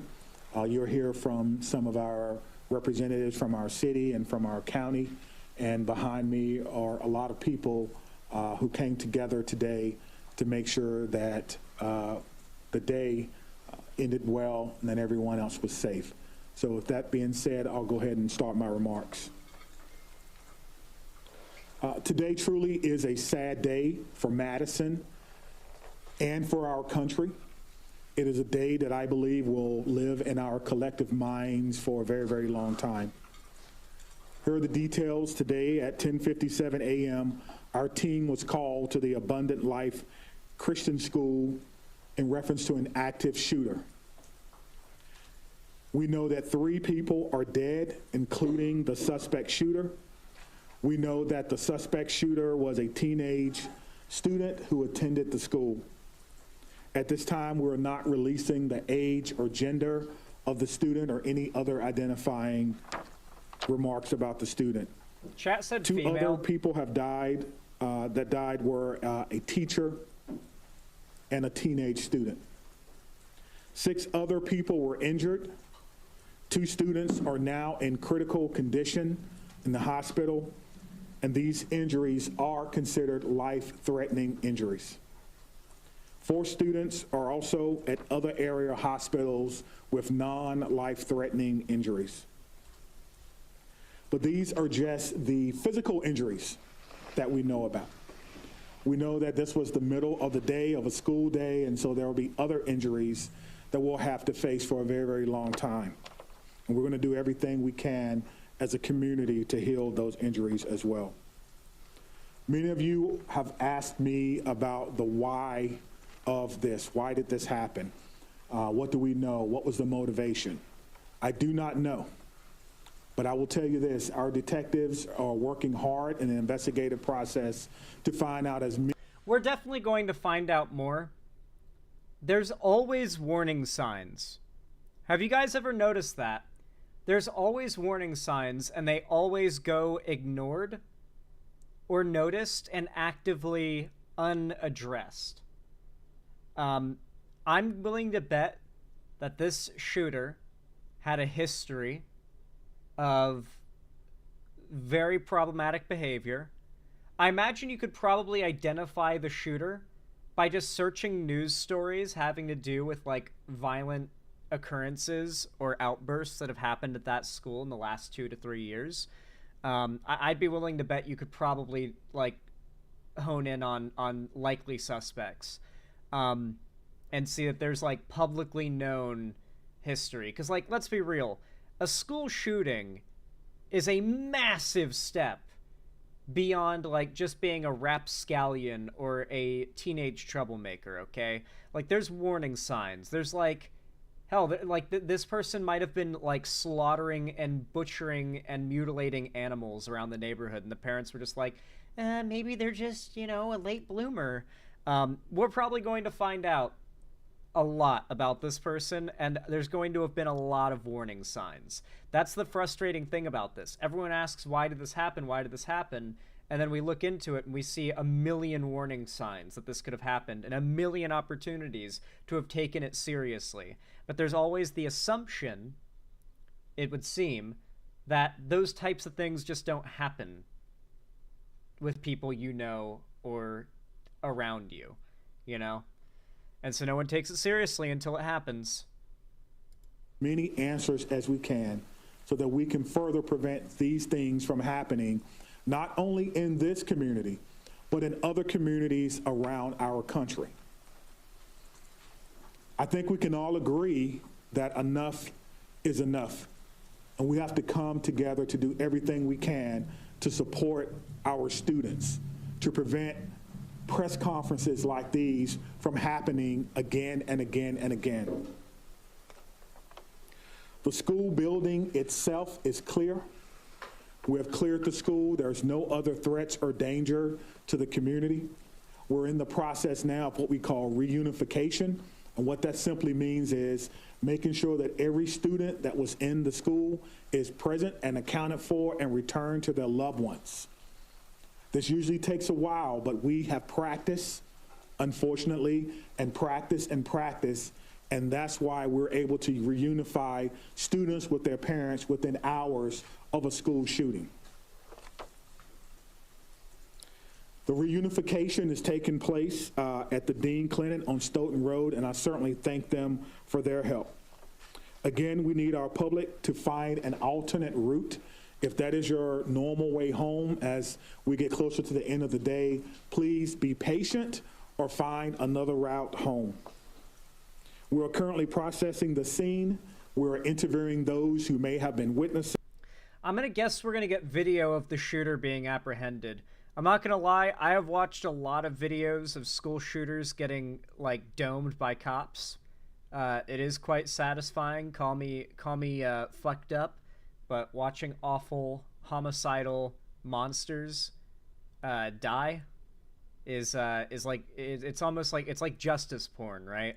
I'm going to take a wild guess and say the video of the body cam, like the body cam video, is going to come out from the cops, and I'm going to take a guess and say that they probably went in aggressive. I feel like the Uvalde thing whipped so many cops into shape about school shootings. I feel like every cop is about 100% more likely to actually run in and risk their life to stop an active shooter, especially in a school shooting situation. After that Uvalde thing, America literally wanted to crucify those coward cops, and rightfully so. I don't think there's a single cop in this country that wants to risk I think there are more cops than not in this country that would prefer death to what happens if you get caught being a coward in a situation like that as a police officer, and the American people see it. Because holy shit, the world thought those cops were cowards. The world wanted to crucify those guys, and rightfully so. They stood there for over 15 minutes, exactly.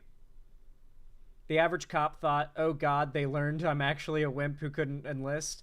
Yeah, I mean, I think it's just a matter of, like, cops are going to take their own discretion into account more often than not nowadays. And I've seen a lot more videos of cops stopping active shooters since then, and it feels like nationally cops have been, you know, a little bit of a fire lit under their asses. They want to be the cop known as being the hero who stopped the active shooter, not the cop who stood by and hid while the shooter killed another person and another person and another person, right? Because people did that. They took videos of the Uvalde cops, and they put like markers that would pop up every time a time of death was declared for a killed student or a student was shot that ended up dying later.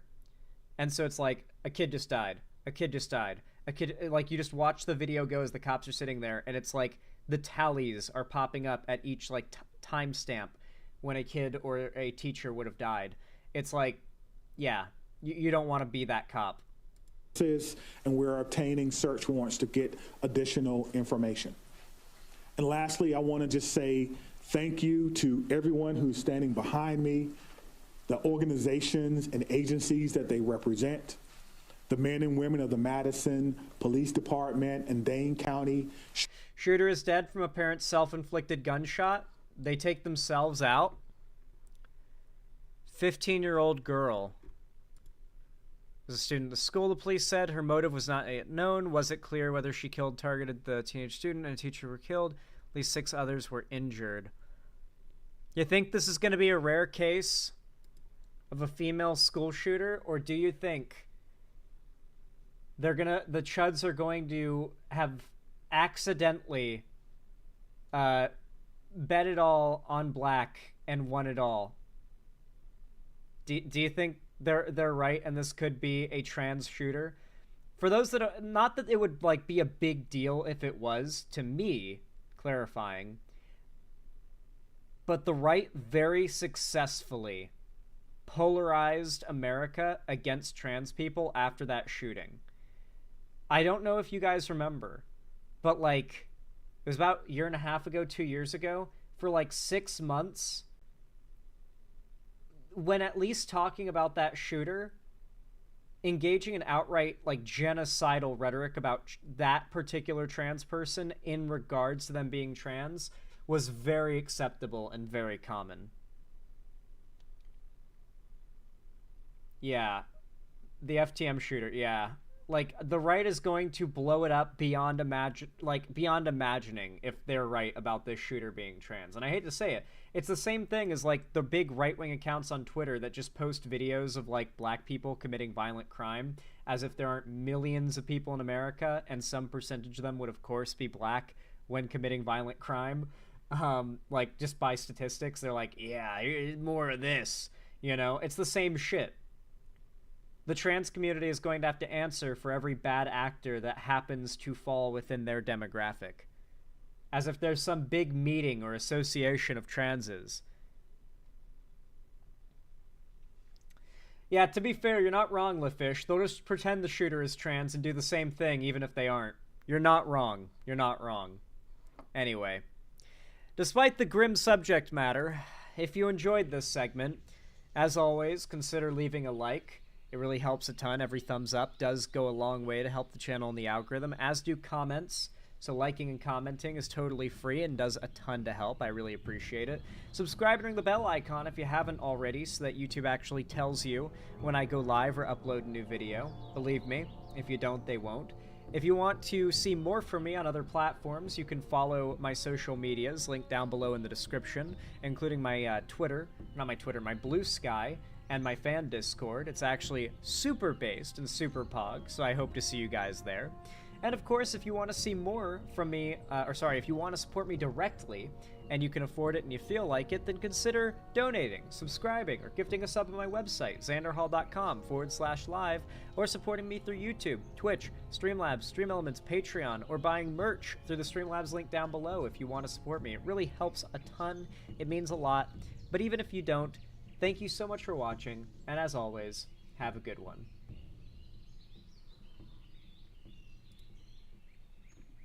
How do you guys like that segment? I feel like it came out nice, despite the very grim subject matter.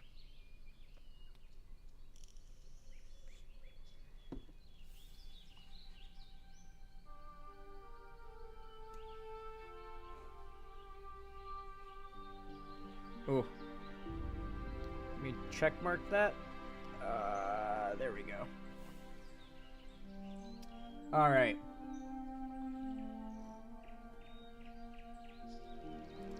The Republicans invested almost $250 million into the trans rhetoric during the campaign, and they won. Yeah, America is very cringe on trans issues. We need to, like, really work on that in the coming years. Like, I think you guys need to recognize that as progressives who are invested in making progressivism popular so that we can actually win elections and have our ideas and policies happen. As bad as Trump winning is, I think now it's time to be like, all right, the doom is out of my system. We're good. The doomering is out of my system. Let's focus on the fact that we've got a big mess in front of us. Let's start cleaning. We are about to enter a time where we are at an advantage for people being receptive to our ideas. Every problem in everyone's life, it's going to be easy to blame on those who are in power. And who's going to be in power is going to be unanimously MAGA. Yes, the MAGA and chuds are going to immediately blame Biden. They're gonna like do their mental gymnastics, but our job is to counter that rhetoric, because in the coming years, the normies are going to be prone to kind of side more with the left, because all the problems they have, well, who's at fault other than the party that is unanimously in control right now?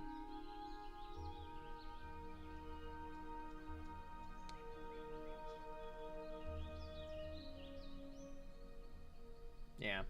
Anyway, Noble Man Railway 18, thank you for the $5 dues. I really appreciate that. Very kind of you. Says, what are the chances it was a result of abuse? The shooting? It's possible. We might find out. We'll have to wait and see, Noble Man Railway 18. Thank you for the $5 dues. I really appreciate it. And Pepper T21, thank you for the $5 dues. I really appreciate that as well. Says, I was born in Florida and I live in New Jersey, Lamau. In good news, we just outlawed banning books in school, but I'll probably stay here as long as my grandma is alive. Also, Cammy, you're Californian Lamau. True. Well, I'm sorry you're in New Jersey, Pepper T21. Hopefully you can escape soon. I refuse to acknowledge living in New Jersey as a good thing. It doesn't feel right to me. I hope you're okay. I hope you're okay. Anyway.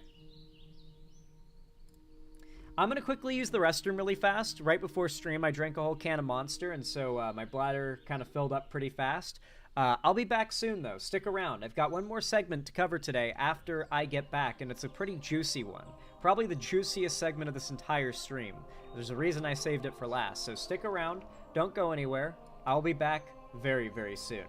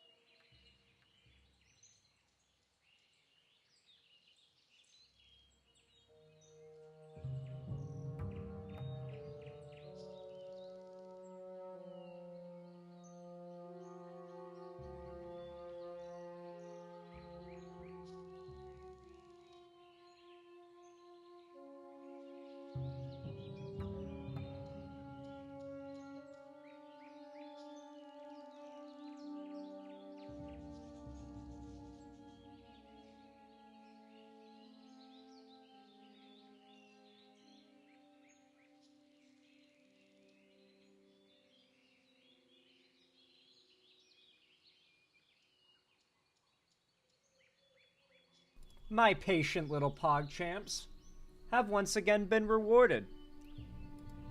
I'm back, everyone. Hello, hello. It's so good to see all of you. We got some more segments to title. Let's go ahead and do that now. Okay, so this is the drone one.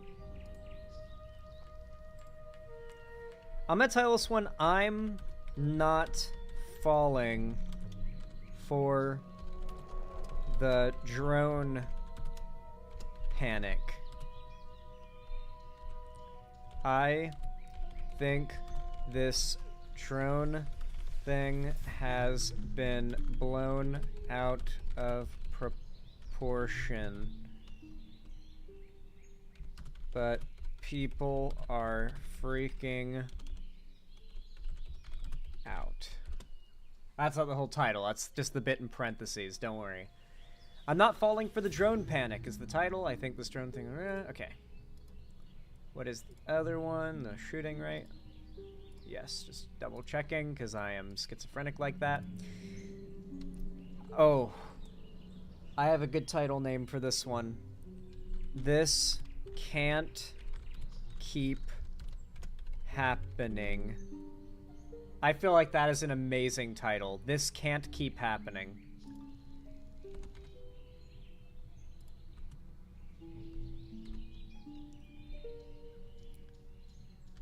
Wisconsin shooting. Breaking news.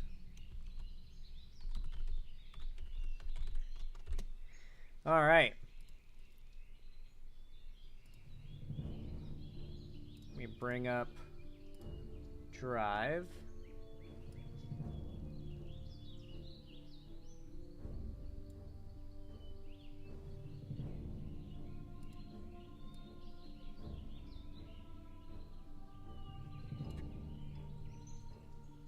Nice.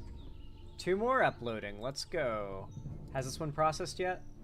I feel I have to compulsively check. Come on! Come on, please, please, please, please, please, please, please. Okay. Alright. Got one more topic to cover today, everyone. So let's get into it. Unless anyone has some questions. Actually, first,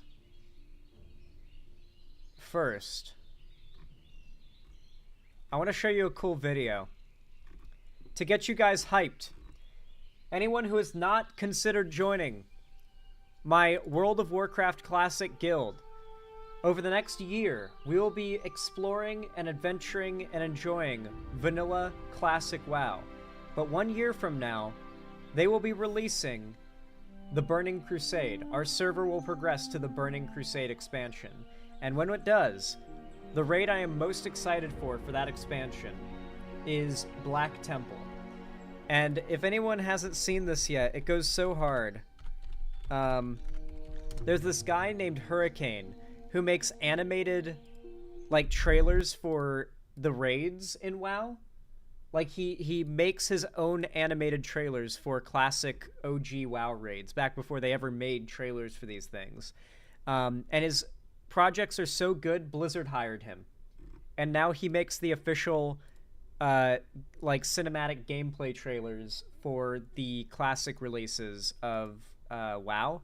But before that, he made one for the Black Temple raid, and this is what... You can consider this what we're building up to right now. If you're in the WoW guild, the classic WoW guild, or you're considering joining, this is, at least for me, the second biggest highlight that we're building up to. The other being, obviously, the Wrath of the Lich King, where we fight Arthas. But second only, or that is first to this is second. Check this out. This should get you hyped. This is just a one guy who made this, by the way. Do not rejoice. Your victory is a hollow one. Death really isn't so bad. I want to join in. It sounds fun. It is. Is is in-game. Kind of. It's using all in-game models and environments, but what they've done is they've like changed the lighting and animated the characters fluidly to recreate things from the game in a way that's like more cinematic than if you just recorded gameplay. Has brought you to this end. Outland. Who knows what secrets hide in the dark? He technically shows all the raids in the expansion here. Like, I think this is a dungeon. I forget which one. How can you hope to stand against such overwhelming power? Ramparts. Lord Illidan, I am sorry. For the real power in out. Cleaver 120. Classic WoW is 5 gigabytes. You can make the room, I think. 20-year-old game, by the way. Every PC can run it. Period. 20-year-old game. Just keep that in mind. Invasive link no longer functional. Systems shutting down. I'm really excited for this raid. The Tempest, I think it's called. The Tempest raid looks so fucking cool. That's it. Don't look so smug. It has all led to this. And this is the raid. I'm going to get the Warglaves from this raid. I will both. I'm gonna get them.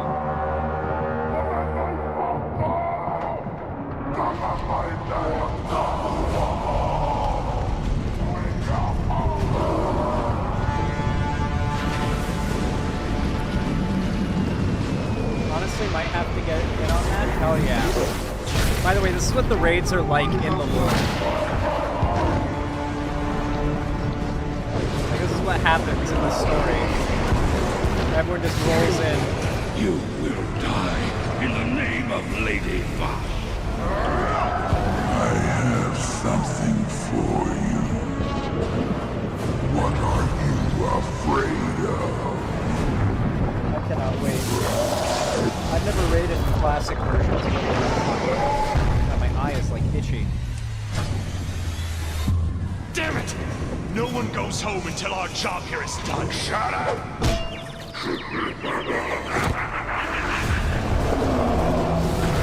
Infidels have invaded the sanctuary. You have faced many challenges. Pity they were all in vain. Paladin. Pain and suffering are all that await you. These are all the bosses. Great.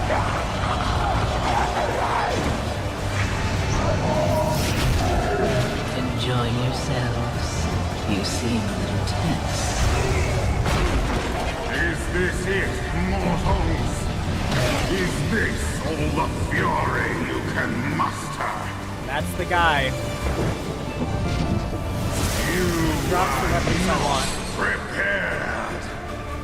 That motherfucker drops the weapons I want. I need it. I still wish the Illidari was a third faction we could play as, and then we can have Satyr, Naga, Broken, Fel, Orc. Yeah, but then you would be literally the bad guys, basically. And don't tell me that Illidan was a good guy. He was not.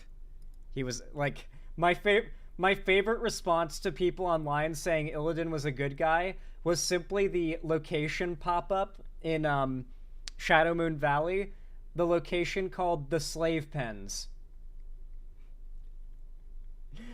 It's just like an image of like the little pop-up when you enter a location, or location discovered the Slave Pens. It's just a little cutout of that. And people just reply with that to anyone saying Illidan was a good guy. Illidan did nothing wrong. The Slave Pens.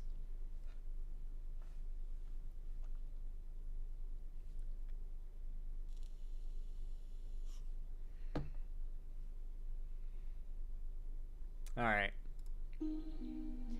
But if you guys are interested in playing some World of Warcraft with your Papa Zan, then I will drop a link. And because you guys are well behaved today, I will also include a picture of my dog. I will show you guys my dog looking high as fuck. Tell me this ain't the most stoned-looking dog you've ever seen. She just woke up or is about to go to sleep in this picture, I'm sure. But she just looks stoned. She just looks high. Like, she just took a blinker or two back to back. Yeah, she is like a very small little puppy. And she's like a ball of fluff. She's a literal ball of fluff. What strain you think she smoked? An indica. Look at her. She smoked an indica for sure. Dog is on cloud 9. She just loves laying in bed all day and sleeping and getting attention. That's her favorite things. She ignores food to get belly rubs. She's not food motivated. She's attention and love motivated. You have to like convince her to stop jumping all over you to eat her food. Like you have to stand over her food and be like, eat it for me. Eat, please. Eat it for me, please. Please eat for me, and keep pointing at her food, and eventually she'll start eating. But she really just wants you to pet her and play with her. She does not like care about food more than she cares about like getting attention from particularly me. Am Stoner can confirm that dog is on the moon. She really is. She really is. My dog's the same way. I love her so much. She's such a princess. And I treat her like one. Yo, Joel, thank you for the $5 in Australian money. I appreciate it. It says, can you think of any video games that also touch on brainwashed elites? Not really. Maybe Metal Gear would be the closest I can think of. Andrew Zagola, thank you for the $2. I really appreciate that. It says, Illidan is good the same way Anakin is good? No. No. The slave pens, Andrew. The slave pens. Joel, again with the $5 Australian dollars. Thank you. Says, I'm anti-woke but don't want to go back to the era of Far Cry 3 and the old God of War.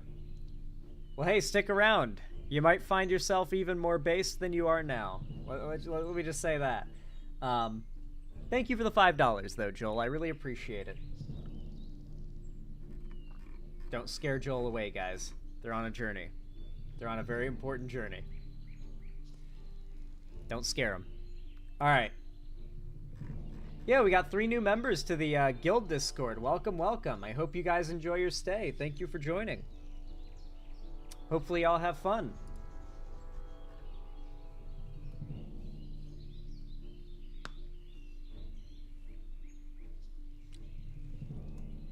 Elites are brainwashed out of feeling empathy for those beneath them. To a degree, I'd say it's brainwashing. Yeah, welcome to the Xander Hall sex cult. True. True. That's what this is. That is where we are. This is the Xander Hall sex cult. So true. It's real. They were right all along. You guys got me. Alright. One sec, everyone. Let me bring up the next video we're going to be looking at.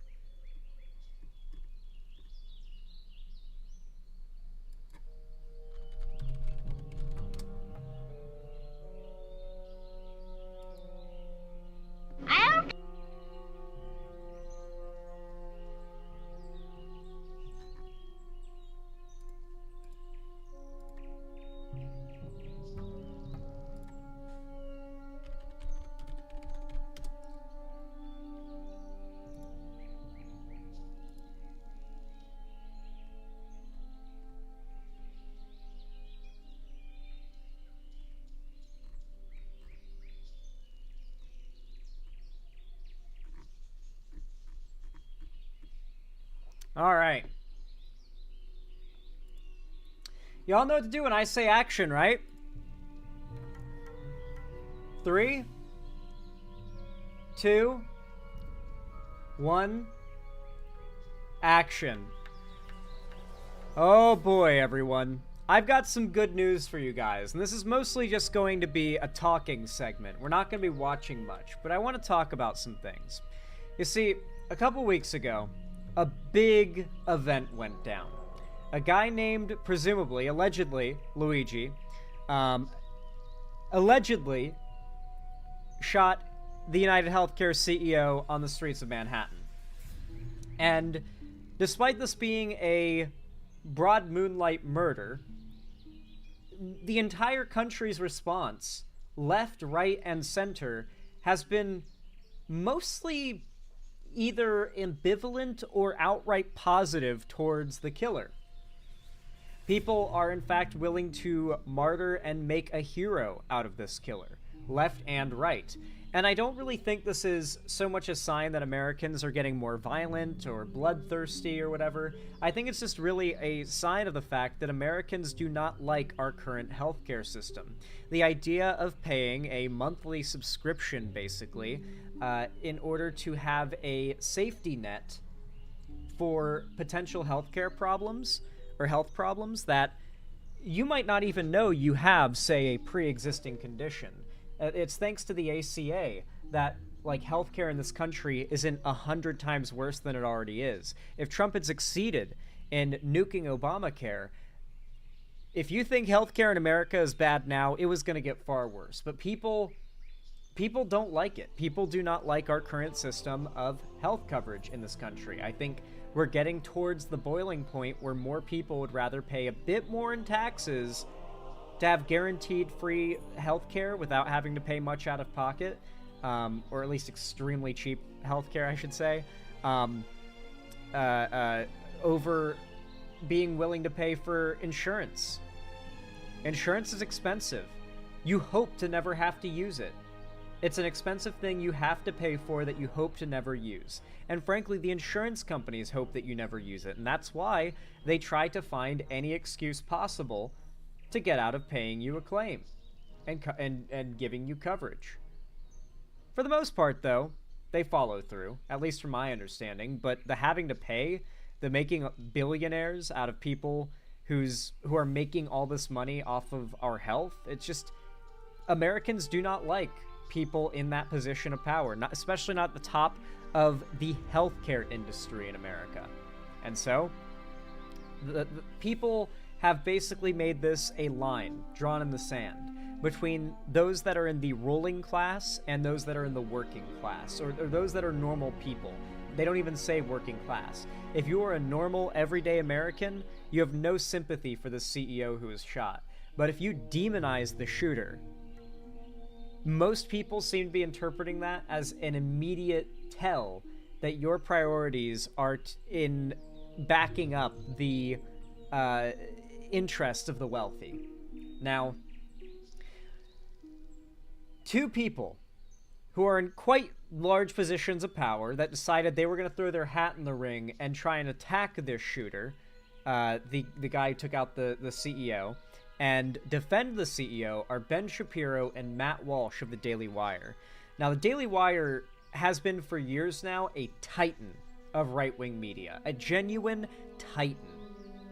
They reach millions of people across numerous figures that speak on their platforms, and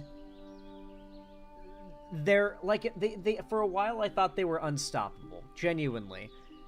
For instance, Brett Cooper, in a span of 2 years, blew up to, like, what, 6 million subscribers? They know how to find that talent, and they know how to push that talent out in a way that makes these figures impossible to fail. And so I genuinely thought that the Daily Wire is going to be an issue that we have to contend with for maybe decades going into the future. But lately, their talking points have slipped up substantially. You see, Ben Shapiro recently put out a video in which he demonizes the guy who took out the CEO shooting. In fact, he put out 2 videos, and they both got massively ratioed. I actually have covered it already. The evil revolutionary left cheers murder. Take some guesses on what the ratio on this video looks like. The comments are not pretty. Same goes for a shocking targeted attack, and the left celebrates. He tried twice, not only to frame the left as pro-murder, but to do it in such a way that the right is in favor of. Just letting the mask slip while also letting a takeout that his fans don't agree with. And mind you, these are people whose entire career is centered around audience capture. They have to say what their audience wants to hear. Anytime they say something that's the truth and their audience doesn't agree with it, they failed at doing their job. And so he failed at doing his job here. I know he just gets his talking points from the higher-ups at the Daily Wire and that little earpiece you can see in the thumbnails of both these videos, that little red earpiece in his right ear. But yeah, they very much missed the mark on that. And of course, Matt Walsh did the same thing. If we go back to, what was it, like 10 days ago? It's crazy how the title is the same thing as Ben Shapiro's as well, if I'm not mistaken. Did he take the video down? He may have taken the video down. He's shameless enough to have taken the video down. Oh, here it is, okay. Why the left is really celebrating the murder of a CEO. Once again, the comments aren't pretty. And since then, the videos are certainly alright, but they're kind of worse. Like, especially for videos that you'd expect would pull 500,000+ views, his views are very much fluctuating for a 3.13 million sub channel. You know, like, it seems like... I wouldn't necessarily say... And the same goes for Ben, obviously. If we go over to Ben's videos, you can see that since then, some things have popped off pretty well. Like, obviously, he goes, like, you know, covering some really big news with the fall of Assad regime. But overall, like, obviously, here's him getting ratioed even more, no doubt, unless he goes back on all this negative stuff he said about the shooter. Same probably goes for here. The media is justifying violence by calling Brian Thompson evil. Yeah, he continues to double down, and since then, his numbers have been, oh my god. Trump is named Times Person of the Year, gets less than 100,000 views. That is crazy. This one gets 50,000 views. Less than 50,000 views. Less than 50,000, less than 50,000, and obviously this is only 4 hours old, but 13,000 views. I think while these videos won't have killed their channels, I think that a lot of their fans will have had their eyes open to the fact that these guys aren't everymen who are just like speaking to you like any other guy about your issues, the things that concern you. Like, they're corporate stooges. Let's look at the comments section channel with Brett Cooper. Have you noticed anything about the channel since Brett left? I kept saying this for years and years, that Brett was a completely false personality. She was just a face, reading off talking points that were fed to her by corporate overlords. She left. Which one was it? I think it was this one. Was her final video. And now her friend... Or no, this was her final video. And now her friend has fully taken her place. The fans of the comment section, which has now, like, it's her friend, what's her name, Reagan or whatever. Reagan has taken over. They have lost, like, the viewership is not good now. Like, it's not good. Her final Brett Cooper's final video pulls 1 million views. 2 hours ago, this video's got 30,000. That is not good. Apparently, they've trained her to act like Brett Cooper. Like, her mannerisms are exactly like Brett Cooper. Let's take a look at this newest video. Welcome to a new chapter of the comment section, and I am your new host, Reagan Conrad. Now, She's been trained to imitate Brett Cooper. The fans don't like it. They noticed. The fans of Brett Cooper in the comment section, many of them didn't even know it was a Daily Wire product. Many of them didn't know she was in an office studio for the Daily Wire. She's skinwalking Brett Cooper, who wasn't even a genuine character in the first place, but now people who are fans of this channel, A, are leaving because Brett Cooper's gone, and she's the one that they were there for, and B, they're noticing that the comment section as a brand was only ever this idea that they had paid someone to act as like the figurehead of. I think we're seeing the pivotal first steps needed for the Daily Wire to fall.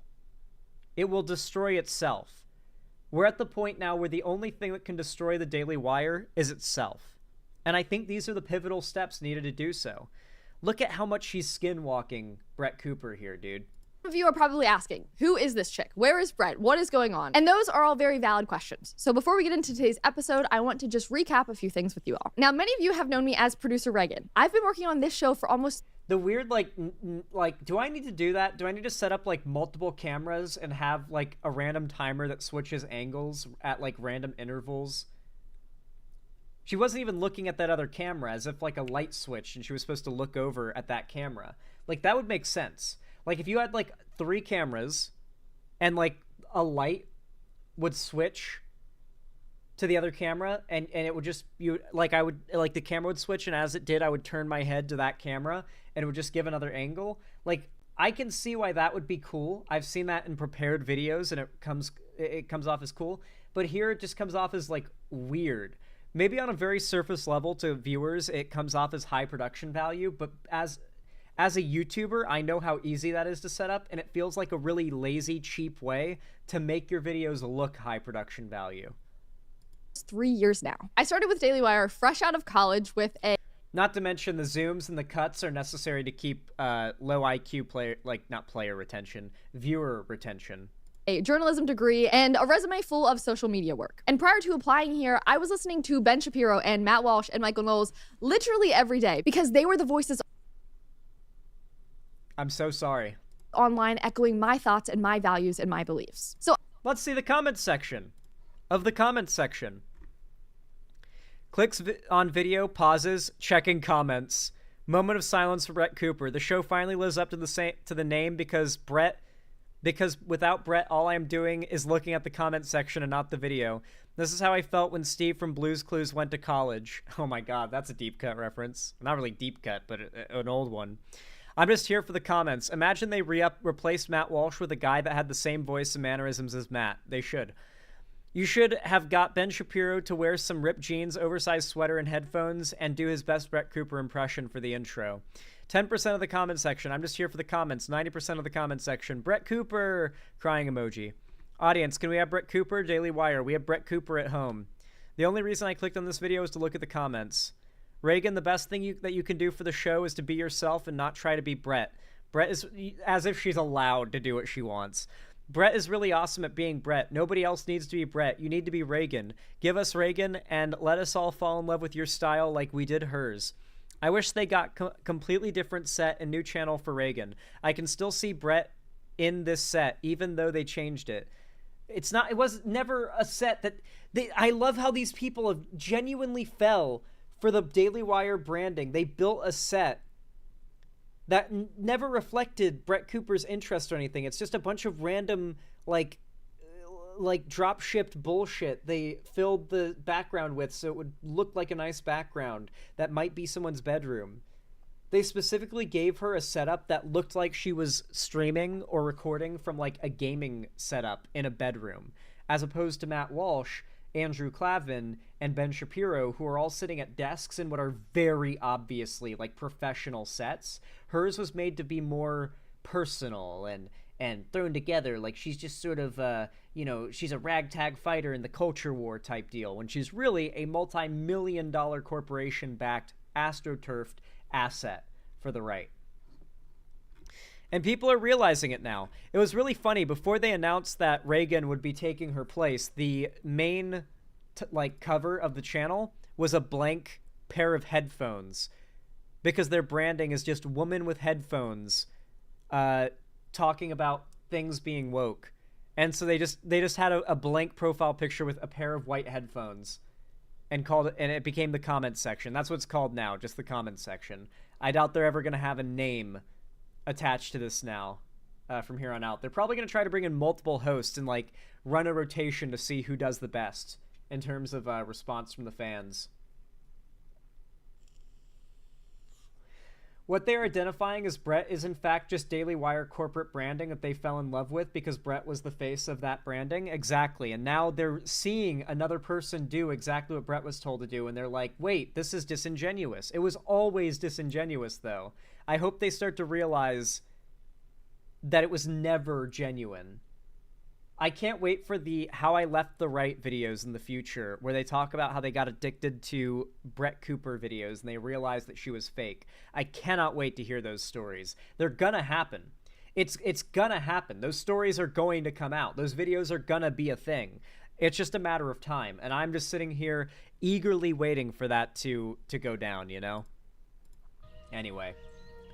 With all that said, I think we are watching the beginning of the end of the Daily Wire. I hope to God I'm right.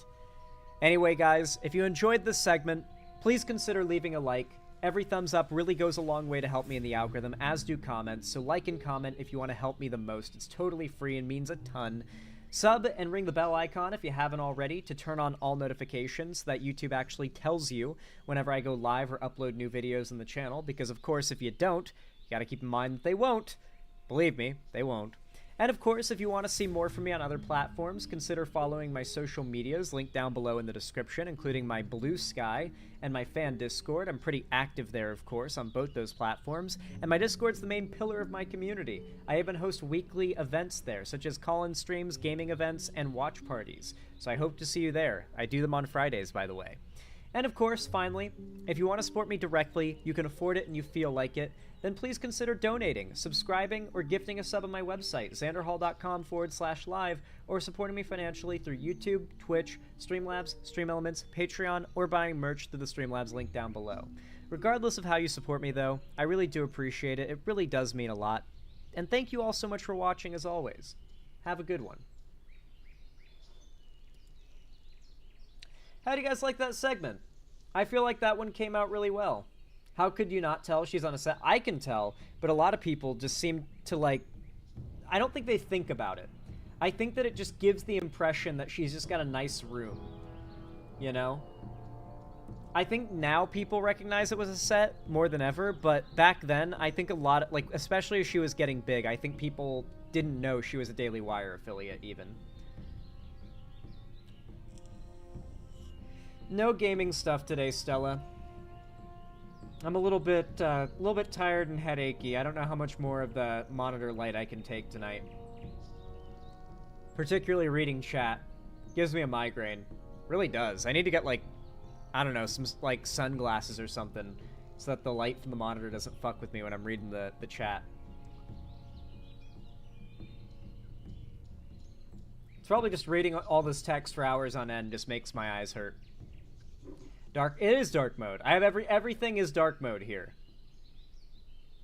Blue light glasses are my savior. That's what I probably need. Blue light glasses, because my eyes get irritated after hours and hours and hours and hours of looking at the screen, you know? Yeah, I know there's like a mode where you can turn off blue light on your monitor, but it fucks with all the colors. And I know you can get used to it, but I really don't like it. I like the full color range. So I don't really fuck with the nighttime mode or night mode on my monitor much. You could get one of those shield thingies like lunch ladies have. Oh yeah, like put it over the monitor. That would be cool. Yeah, honestly, that would be neat.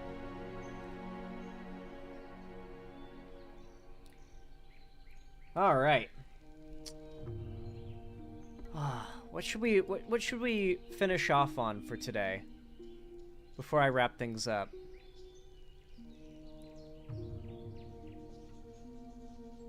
Hmm.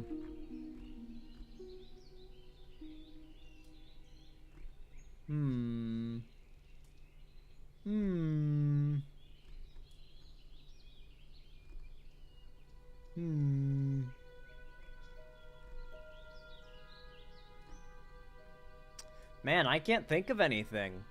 I'm just a little bit headachy right now, and that's all I can really think about at the moment. How AI ruined the internet? We're not doing another segment. I was just gonna say, like, is there a funny video that I wanted to show you guys? Honestly, I'll tell you what I've been watching off stream lately. I've been watching a lot of funny clips of streamers dying in hardcore WoW. It's really funny shit. Yeah, like, Soda Poppin' runs the biggest guild in hardcore WoW right now. Hardcore classic WoW right now. It's called Only Fangs. And, the deaths have been quite funny to watch, dude. Here's a streamer named Zyru, who's in OnlyFangs, reviewing some OnlyFangs guild member deaths. Mind you, this is the mode where if you die even a single time, you're dead. It's called what? It's a joke about, like, furry OnlyFans. It's literally just... It's just a reference to furries for the humor of it. Only Fangs, not only F-slurs. What the fuck, the MILF Slayer? You better be gay enough to say that, by the way. Here we go. The first clip I want to see today. Gusu, what happened? He's soloing the escort. Gusu, you know better than this. Gusu, you know better than this. This is a hard quest. Yeah, you know better. Don't do this. Don't solo this quest, Gusu. I mean, bro, I would probably do the same thing. You're going for the glory. Am I right? But. That's the mobs we gotta kill. Yeah. Fuck, what do I press? This? 5 mobs. This is an impossible fight. I mean, yeah, you're screwed. He's level 38. I wouldn't take this fight in normal mode.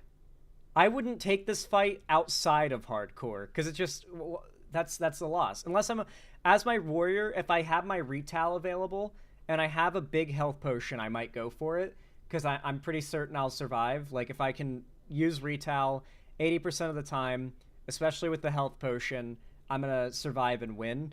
But I can't see how he thought he could beat this. This is just suicide. I don't play Shaman, so maybe I'm unaware of his plan here, but he dies, so clearly I'm right. Okay. Yes! Nice! He He was hoping okay, for so he the got really whirlwind lucky, too. Like, to get the Whirlwind Axe proc is, like, the lucky... Like, that's really good, right? That's, like, the best RNG you can hope for. So he was always fucked. If he owns. If he got this. But he's still getting owned. Yeah, you have to... Disarm. Yeah. Oh, man. Yep. Dude, you think your big dick spinning around like a Beyblade with that Ravager axe when you get it from Scarlet Monastery. You think you got a big-ass dick and no one can touch you. And then you get disarmed by a mob. And not only do you no longer hit anything, but because you're no longer hitting anything, the whirlwind stops proccing. And even once your weapon comes back, not only are you like 60% less health, but on top of that, you got no rage because you weren't landing any hits. And on top of that, you no longer have your Ravager proc. Or in this case, it's mana. But yeah, you have to like lay down some multi-hits to even hope for that whirlwind. Man. That's rough, bro. Yeah, you have to run. You're dead. This is the shit I've been watching. Oh, this is actually really bad. Yeah, it's really bad. You're screwed. He's screwed. Wait, this is actually super bad. Yeah, you're dead. No, this is bad. He's What dead. level was he? 38? I think I'm dead. I mean, I gotta respect you're going for the glory. I gotta respect it. He thinks he's dead. He thinks he's dead. I didn't think... No. That is a level 38 character gone forever. He's probably pretty fast at leveling, but I'll tell you, it took me... I was at level 38 4 days ago, for reference. So it takes me a while to get to level 38.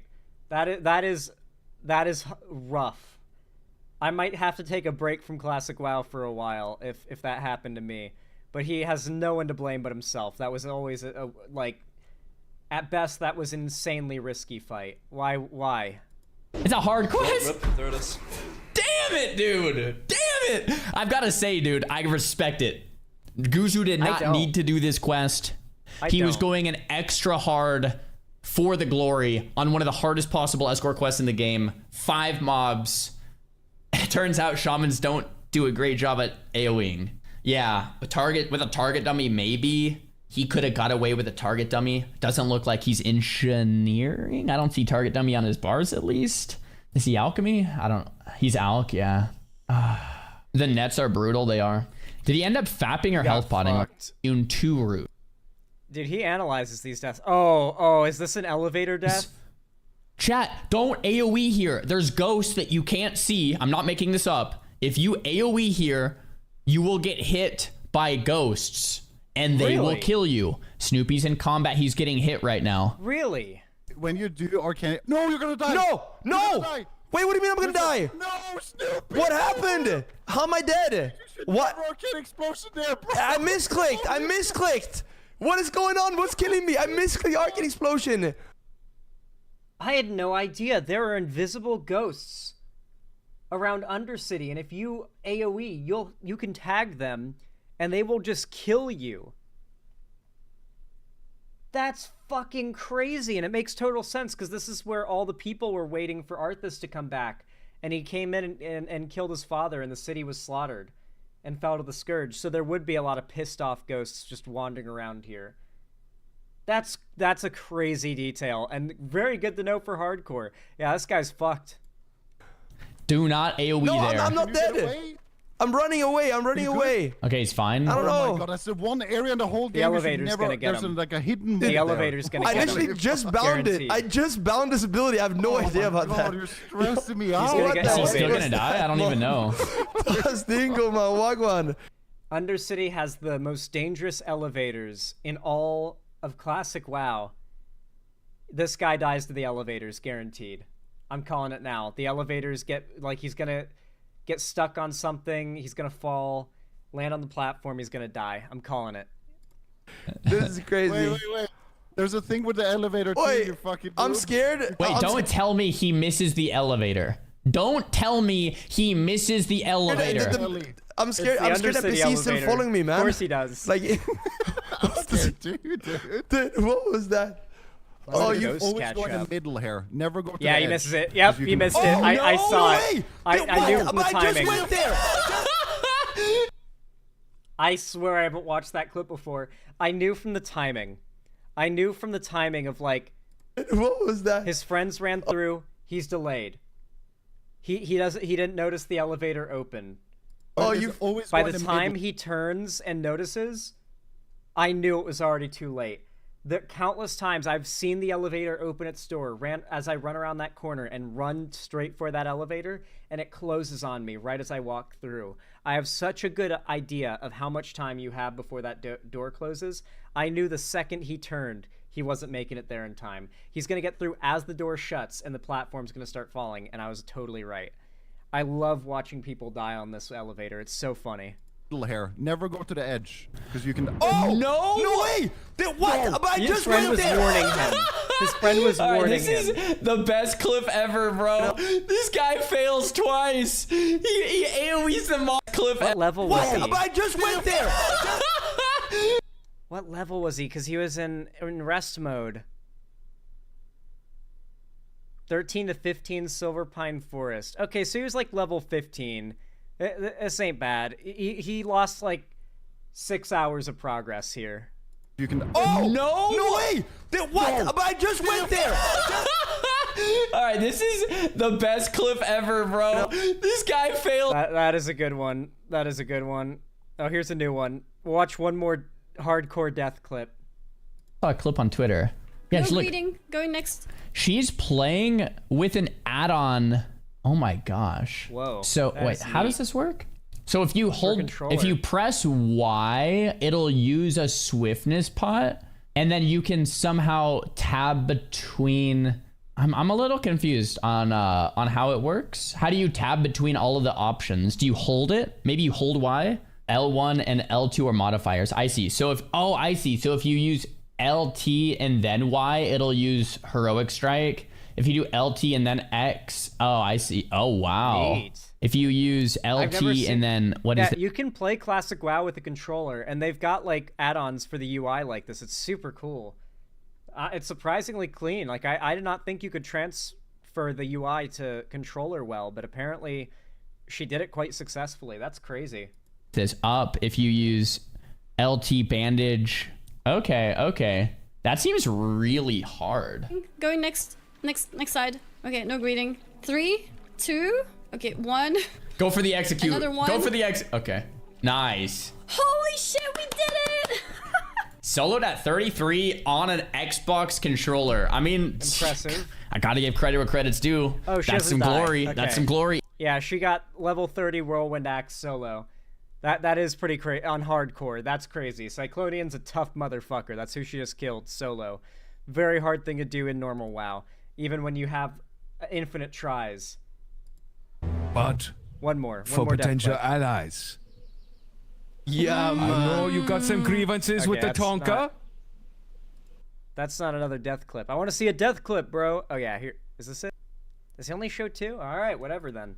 Yeah, I've been binge watching clips of people dying in hardcore WoW. It's been really funny, especially when it's like a level 40, 50, 60 who losing your character at level 60 must feel like just a billion kicks to the nuts at once. I can't even imagine the pain. Anyway, guys, I hope you guys consider joining me on not hardcore classic WoW. It's going to be a grand old time. I've been having a blast, especially with the people who have already joined. We're growing slowly but surely. I cannot wait to see more people join the guild. It's going to be awesome. It's exciting as fuck. As the channel grows, which has actually been growing very quickly, I imagine we'll have plenty of eager people down to join and hop on WoW Classic. So, yeah, with all that said, everybody, I really appreciate you all coming out today. Thank you for the support, the kind words, the likes, the comments, the donos, all the kind things you guys have done today. Thank you. I, of course, hope to see you here tomorrow afternoon. I will be live again tomorrow, of course. I'm going to have a lot of good topics to cover, so I hope you guys are hyped. Make sure to mark your calendars. I'll see you guys tomorrow. And as always, be safe out there. I hope you have a good one.